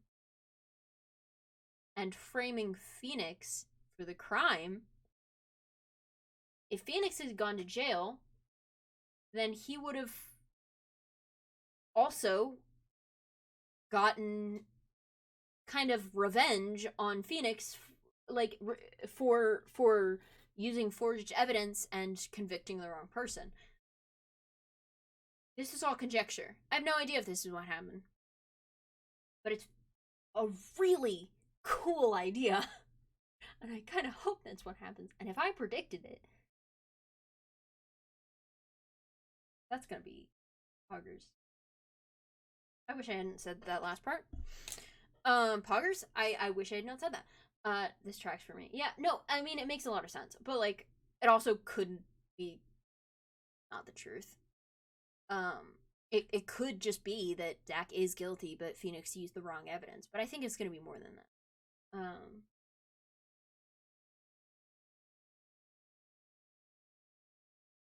And Valent getting out of jail around the same time. Valent getting out of jail around the same time Zack found out. Wait, Zack changed his name. Changed his last name, at least. Went into hiding. And so Kristoff finds out that the wrong person has been jailed. That's why Valent would have gotten released. Because they found out what the truth was. Finally. And at the same time, Kristoff finds out and is like, I'm going to track down this man and kill him as revenge. That's wild, if true. Wild if true. Whack if true. And Trucy has Trucy accidentally playing a part in this, right? And the devil forging that, and that makes sense of it. Doesn't fit with Kristoff being the one to forge the evidence, but if the Marquis, is that what his name is the one who forged the evidence, Magnify is the one who forged the evidence, then that makes some sense. Why would he forge evidence? Wait, no, but it's his diary. It's his diary. Now it doesn't track. Now I'm getting ahead of myself again. Who forged the evidence?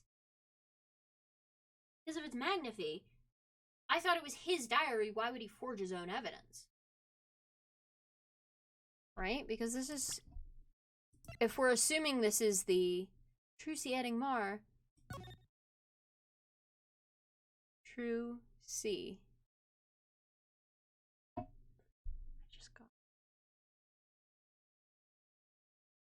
Just got the pun. Seems fake. Clock. Yeah, it's signed Magnify. Why would he forge his own diary? But if Kristoff did it, then why kill Zach? Many questions. Unless Zach is the one who did it. Zach and Magnify do look pretty similar. Anyway. Trucy's dad being a criminal is also fascinating, and Valent still loving her when he sees her again. Despite everything that's going down in this case. Yeah. Anyway, that's the same letter Zach Grimeri received. The music's back. Yes, or perhaps I should say ta-da. Oh, I love that sprite. Oh, fuck yes. Order, order, order! What does it say? Surely it does not say the same thing. Perhaps you should see for yourself. Student Valent. 11:20 p.m. Yeah, it's practically the same. The court accepts this into evidence. This is most unusual. Exactly what was going on with you folks. I love this music. He called them both beloved. That's so cringe.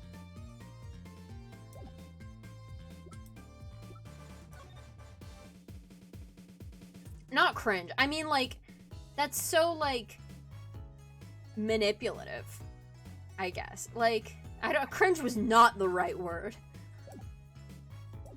But the wording there, placing the clown doll there, telling them both to go there at different times, calling them both beloved is so manipulative. It's not cringe! I didn't mean cringe! That's so wild. Oh my god. This is most unusual. What was going on with you folks? What exactly is your troop Grimeri up to? By which you mean? I'm just having trouble envisioning a man who would ask his students to kill him. Me too. Both of them, no less. It's just my opinion, Herr Judge. But from these letters, I'd say he was coercing them, not asking them. We walked the magician's path together, and in so doing, shared much of our lives. When people are so close, there's a strain, a warping of relations, you might say. Yet this has nothing to do with the case at hand. Then why did you bring it up in court, my dude? By which you mean you're not going to tell us. Which makes me wonder even more about this reason they couldn't refuse. It's not cringe to love people. Sorry. Love is a good thing. I just think that it's so... Like, it's also not... At least it's not saying, like, my favorite student and calling them both his favorite. Because that would be funny. Funny? Hello? Let's get on with the testimony for starters. The defendant, Zach Grimeri, stands accused. Tell us why. I'll do more than that. For where he walks, the red roses rise, singing hymns to the miracle that is magic. Oh my god. For where he walks, the red roses rise, singing hymns to the miracle that is magic. Fascinating. Though I hardly need to remind you that the evidence could just as clearly point to you as the suspect. The letter, the murder weapon, and now 2 bullets found at the scene. In fact, the only difference seems to be the designated time. Ha ha ha ha ha ha ha! As every magician knows, timing is everything. Yes. And now it's time to get this party fired up. I do not care, Mr. Clavier. You are such an overdramatic freak. I love him, though. I don't like his 17-year-old form, mostly because he is an overdramatic creature and a little baby child, and I mean, I think his design is cool, but, like, it's almost, like, you can kind of see that he's less mature, which is good writing. He hasn't evolved yet, like a Pokemon. That night, I visited the hospital room at the time Magnifi requested. The smell of gunpowder hung in the room, and my mentor had taken his final bow. He was already dead, yeah. I did not imagine my fellow student might have received the same instructions. Yet a deal with the dead is still a deal. Death's sweet kiss. I gave it to the clown. I gave to the clown. And I informed the doctor and the police. So you were the one who reported the crime. Indeed, I would think. This fact alone would clear my name of suspicion. Let's not jump to any conclusions. Yes, the cross-examination generally comes before the conclusions in this court. You would be surprised. But if your testimony proves to be true, then the defendant, Zach Mary, is guilty. And if it wasn't Zach Mary, then the killer was you, Valent. Yeah. We are at an impasse. That's so interesting.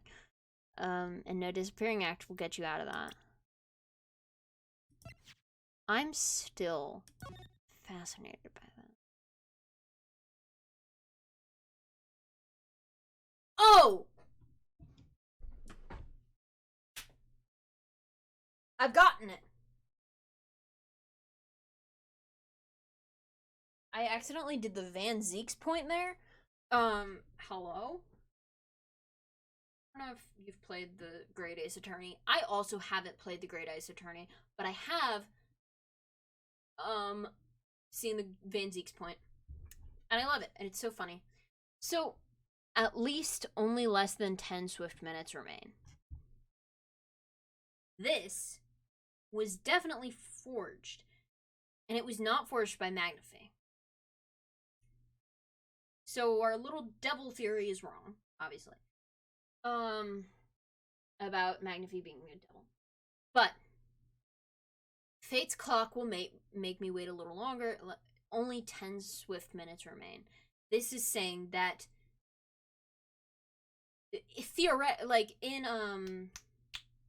this would imply that Zach did not kill him and Valent did, because he would have time in between to sit and write this note.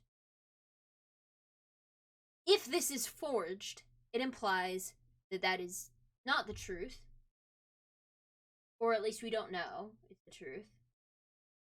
But if it's not the truth, then he would already be dead, and he wouldn't be able to write this. 10 minutes remain, because the 5 to, or I guess like 11:10 to 11:20, right? Waiting until 11:20 comes for Valent to come and kill him. But who forged it? Who forged it? We have to ask Vera, and Vera's in intensive care. It could be Kristoff, but then that doesn't explain what Kristoff would kill Zach.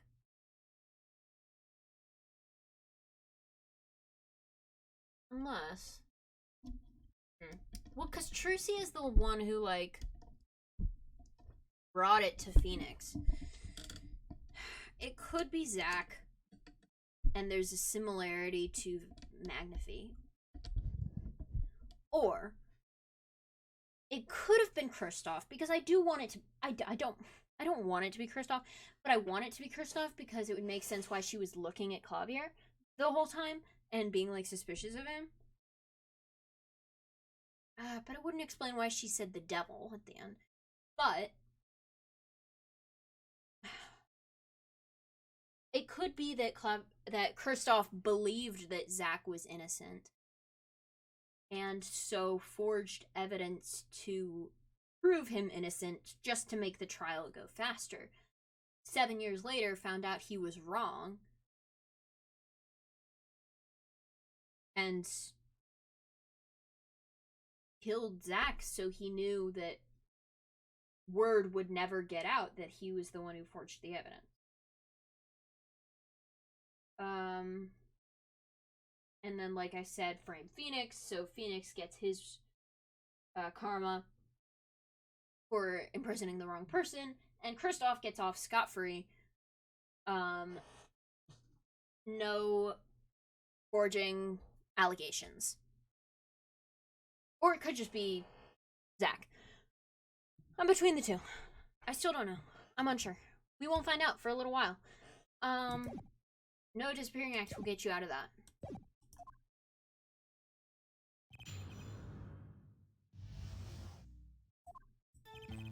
That night I visited the hospital room at the time. All gunpowder hung in the room, and my mentor had taken his final vow. So, you weren't worried for your own safety at all? I mean, you smelled gunpowder, yes? What if the shooter was still nearby? I did not consider this, to be honest. It is forbidden for an imagination... What? It is forbidden for a magician to have a good imagination? Really? Isn't magic all about illusions and imagination? How about this? You were the shooter, which is why you weren't afraid. Now you are the one imagining. It is forbidden for a lawyer to have a good imagination. You are saying a lot of words that don't mean anything. The witness will refrain from pausing so suspiciously before responding. My forbidden imagination is starting to imagine things.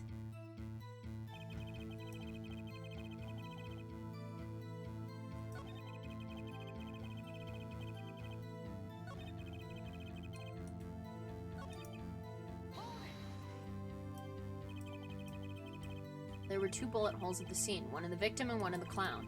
You're saying you're the one who shot the clown was you. No doubt my partner Zach has said much the same thing. Yeah, because whoever didn't shoot the clown committed murder. Better dig around here a bit more and see what I turn up. Mr. Valiant, let me ask you about something else concerning the crime scene, namely the murder weapon.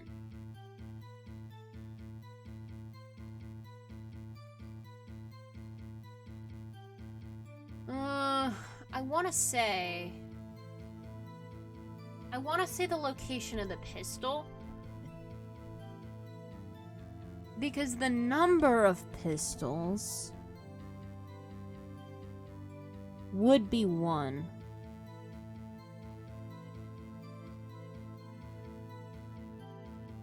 No location. Where exactly was the pistol when you entered the room? Top a small bedside table it was. As if to say, here I am, take me into your hand, pull my trigger, shoot him. The victim clearly wanted to be shot.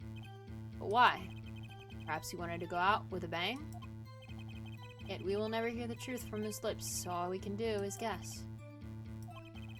Is the location of the pistol all that important? No, really. Let me ask about something else. Very well. What can I do but obey?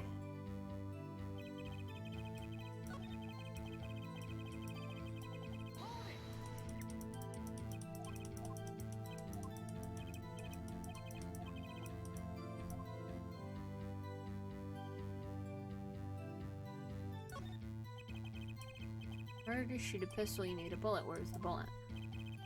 Entered the room and took the pistol in my hands. The bullet was already loaded, ready to fire at any time. Magician is always prepared, you see. I'm gonna go. Okay, I will see you. I should be doing this Sunday. I will post a little message on the Discord. Best of luck with the anti-crime or whatever. Thanks. I won't be going that much longer. I'm just kind of trying to get to a good stopping point. Because I know it is late. I don't think I have anything tomorrow, though, so I'm just gonna keep going because I'm not that tired. But yeah, good night. See you later. Prepared for? One never knows when a miracle will be called for. Good night. A magician always has 7 doves in his pocket and a white rabbit up each sleeve. Clearly, we're dealing with professionals here. This bullet that was loaded in the pistol really so important. Quite important. Without a loaded bullet, we wouldn't have a murder. It's very important, Your Honor. Very well. Please add this detail to your testimony. What can I do but obey?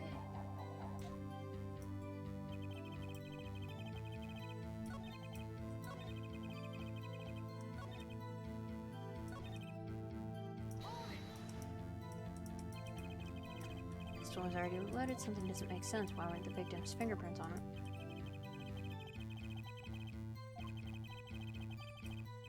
Hello?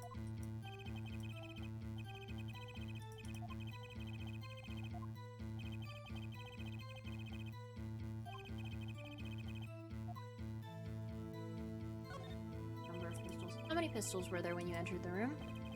By which you mean what, precisely? Pistols were used in the Zack and Valen quick draw shooting, correct? One for each of you. You're all informed, yet? Only one of my old friends sat in the hospital room that night. What did Zack tell me back in the lobby? 2 pistols. Room at that night at a point in time. I found there upon his bedside table 2 pistols. I took the pistol I had fired and placed it in my pocket. See no problem with it too. One pistol. Graphic crime scene. So you picked up that pistol and fired it. Indeed I did. Alakazam. Alakazam. Alakazam. I don't know if it's important, because I just remembered.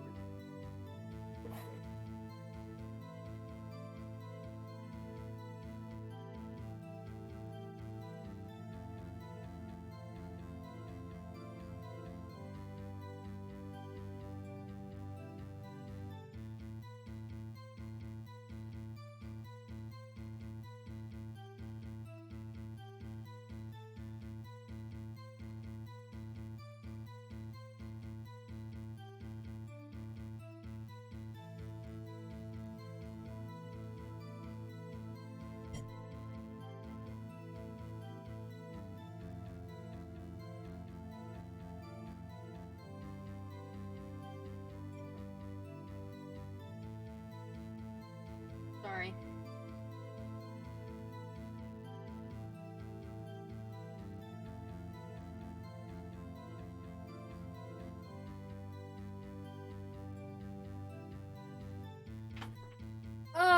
The number of pistols is important, but I don't, because it's like, I don't know how to prove that, hey, the pistol left at the crime scene was the murder weapon. If you used that pistol,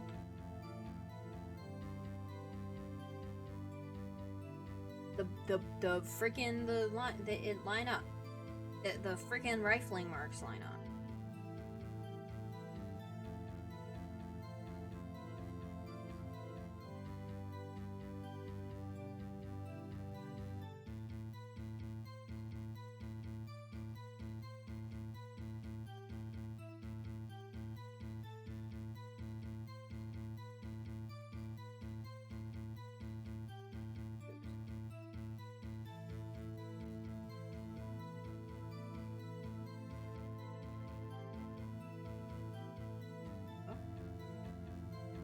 Jesus, getting confused.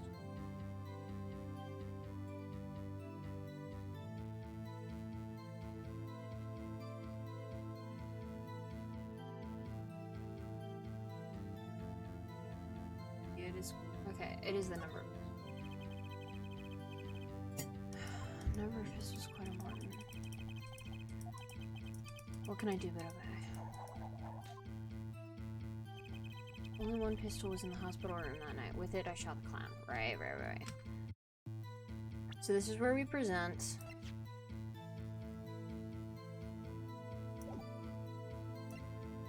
I guess it's just the murder weapon, right? Yep. Okay. According to the defendant, Zachary, when he entered the room, there were 2 pistols on that table. 2? One of the pistols he used to shoot the clown in the forehead, and he left with it in his pocket. Of course, this is what he would say. Unlike the hapless clown, we must assume our defendant had some brains in his head. Well, what about Mr. Valen has told us? What about what Mr. Valen has told us? You see, there's something that about his testimony that doesn't make sense. What might that be? I told you I took the pistol that was there and shot the clown. It's your story, at least. The rifling marks tell a very different story, Mr. Valen.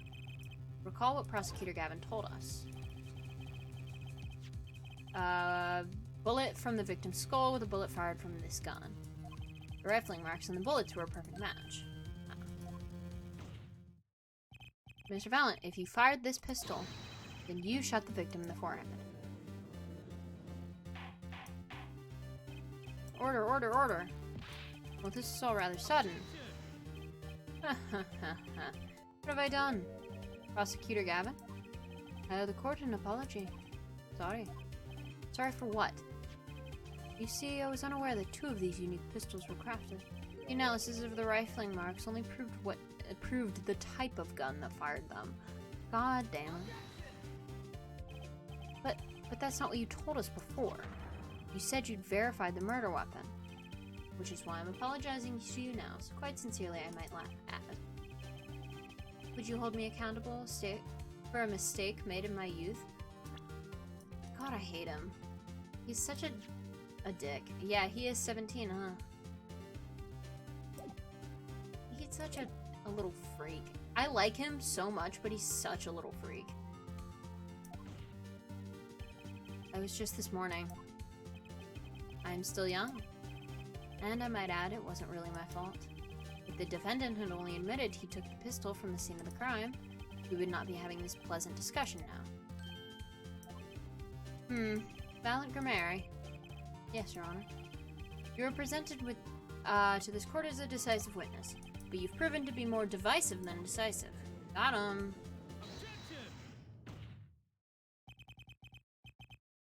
The way he shut up the crowd so quickly is...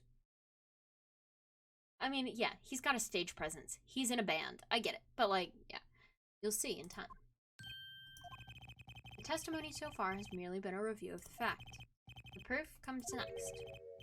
Care to elaborate, Prosecutor Gavin? When Mr. Valiant entered the hospital room, the victim had already been shot. As his next testimony will prove, you're right, the real fight is about to begin. I love the points that they all do.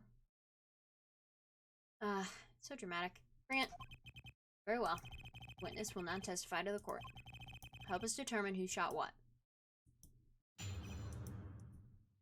I think the gun thing is extremely important, and we should be investigating that instead of, I don't know, continuing the fucking trial.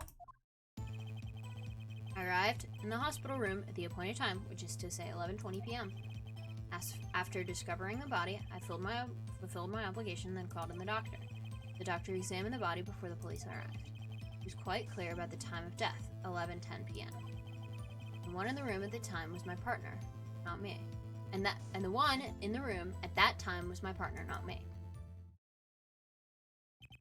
Those times are rather close, you have to admit. You're talking about an alibi established over a matter of minutes. To use a 10-minute discrepancy as the basis of your alibi. It's easy to explain in this situation here, Judge. For example, take our debut hit single, 13 Years Hard Time for Love. Cue to the song, press the play button, it will play for 2 minutes, 15 seconds. Okay? Do it 100 times, the result is the same. Your debut single was only 2 minutes and 15 seconds long? What a ripoff. It's not that short, though. Magic is a world of utmost precision. Hocus Pocus requires admirable focus. Stop doing that. Stop it. I know you're a singer, but stop it. And in the time of death determined by the doctor, there is an incontrovertible truth. Very well. Prosecution warns us we're dealing with rather precise time. We can expect the cross-examination to require the same level of precision. I would hope the defense refrains from its customarily broad, sweeping accusation. Piss off. Lest we blur the focus this case so clearly demands. Point taken. Baseless remarks will result in a penalty. Carry on, Mr. Wright. Carry on. Is this the thing again where I can't press the statements because I'm a... You people hate me? You people are despicable?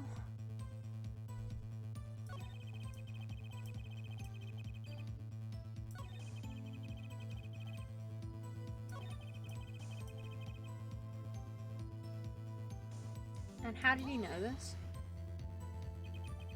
I don't think I'm stepping out on a limb to say I have some doubts about this. How could the doctor be so precise with the time? We do usually only get an estimated time of death, true. Not sure I've heard of a verified time of death. Magic revels in making the complex appear simple, but reality is the opposite. What appears complex in this case is a simple matter of subtraction. I see another person has done their arithmetic homework. The point here is the IV the victim was taking. Oh, okay. It's quite visible in the photograph of the scene. Recall what we heard earlier about the victim Magnifique Romero's schedule. Every night at 11 o'clock, Magnifique took an IV drip for 30 minutes. I can see the IV bag right there, yes. Now look a little closer. Follow the tube down to the bag, down the bag to the end. Ah, it's been pulled out. The needle's been removed. Doubtlessly, it fell out when he was shot. That would seem to be the case. When the needle comes out, the IV no longer drips. Ah, you could just measure the remaining IV liquid. Precisely. IV liquid functions, for our purposes, as an hourglass of sorts. This is how the doctor determined the time of death. From the amount remaining in the bag, it was determined that the IV had stopped 10 minutes after administration began. And so it was. When I, Valent, entered that room, 10 minutes had passed since that horrible crime was committed. And this is proof. Well, Mr. Wright? Does seem important. Yes. Well, seeing how it is the biggest clue we have to the time of death, I'd say it's very important. Agreed. It'd be hard to imagine a more precise way to determine the time. We'll hold the power of arithmetic. Very well. Witness will add this detail to his testimony.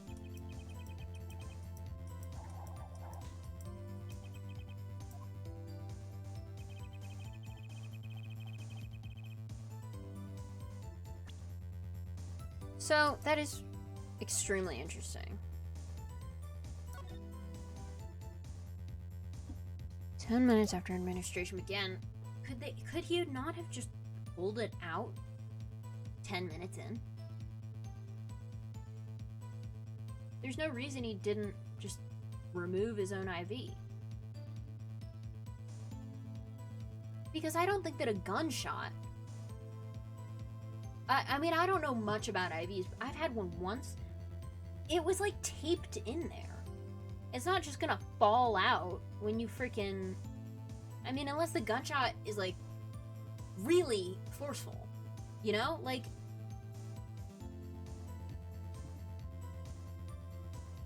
I think it's more likely that it was removed by someone.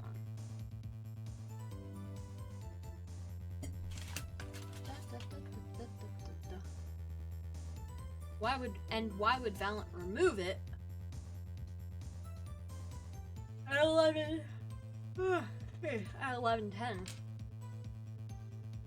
It makes more sense that Magnifique would remove it while waiting.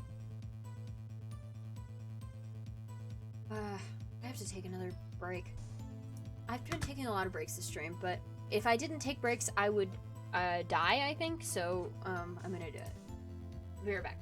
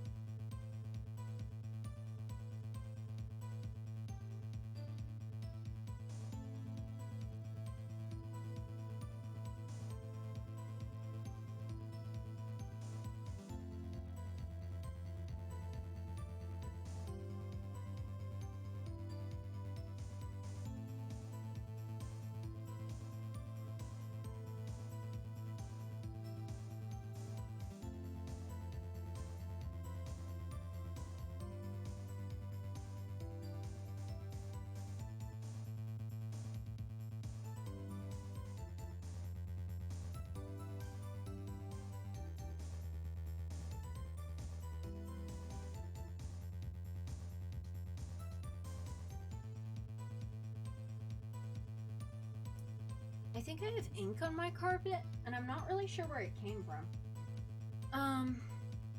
There's a stain on my carpet, which is super weird. Alright.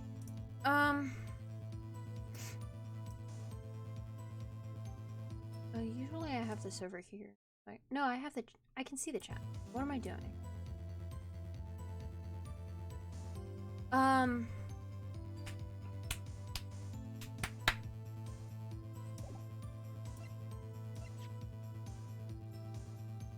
Shows no signs of being.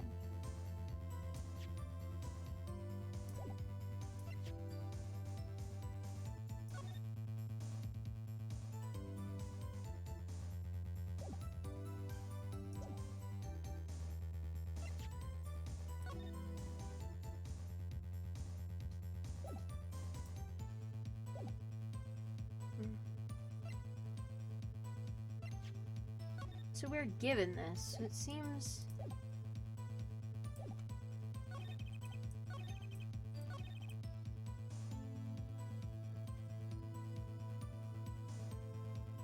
And then we were given an extra...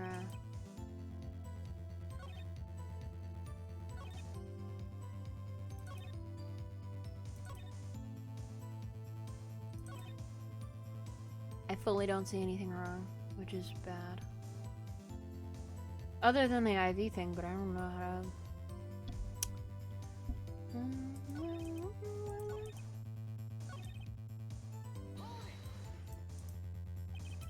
Did you notice the IV yourself by any chance?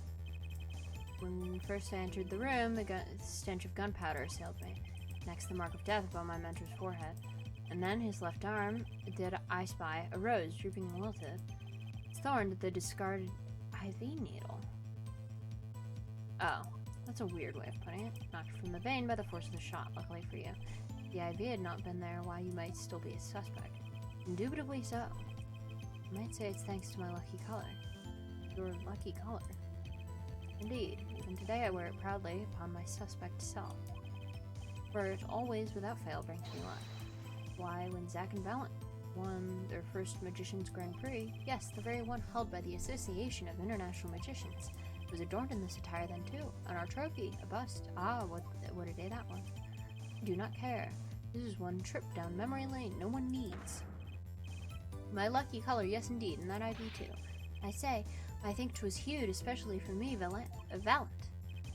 Okay, that does seem to be the case indeed. Well, Mr. Wright, any thoughts on this testimony? Valent sure looks happy with himself. Okay, how about this lucky color testimony? Not a problem. Okay.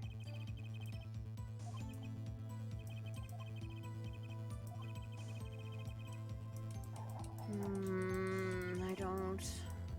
I'm tired.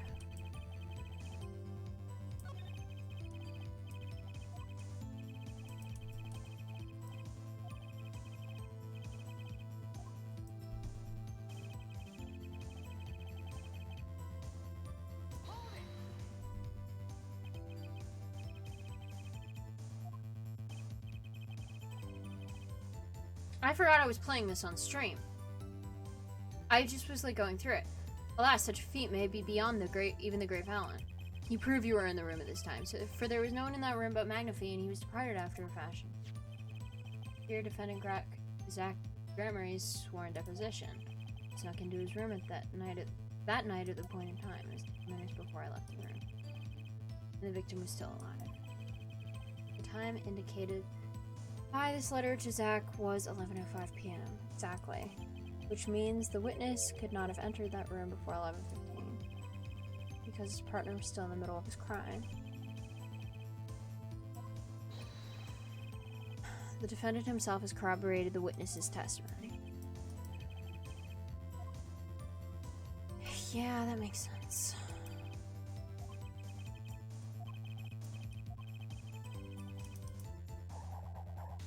So I guess it's pressing, and then if something is wrong, then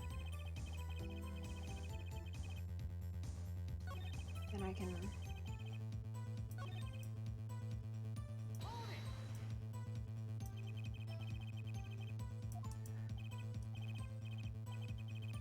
Apparently doctors as well as magicians have a few tricks up their sleeves. Impact of the shot caused the IV needle to drop, telling us the time of death. The deceased final message to this world. Okay, I'm gonna save this. There has to be a hole in this somewhere. Heck, I'll take a pinprick. Oh, I can't even...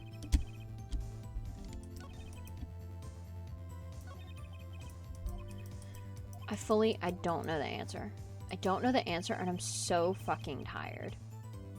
I might have to call it here and hope that it saves in the middle of the testimony. Because I'm so sleepy.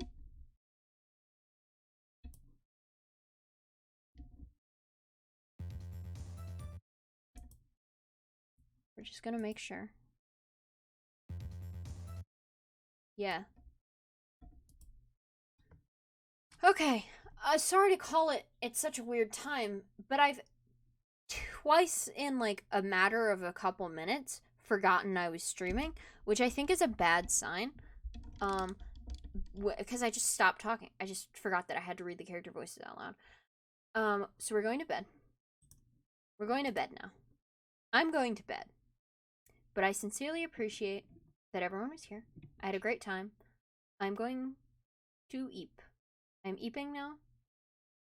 I love you all. Okay, good night.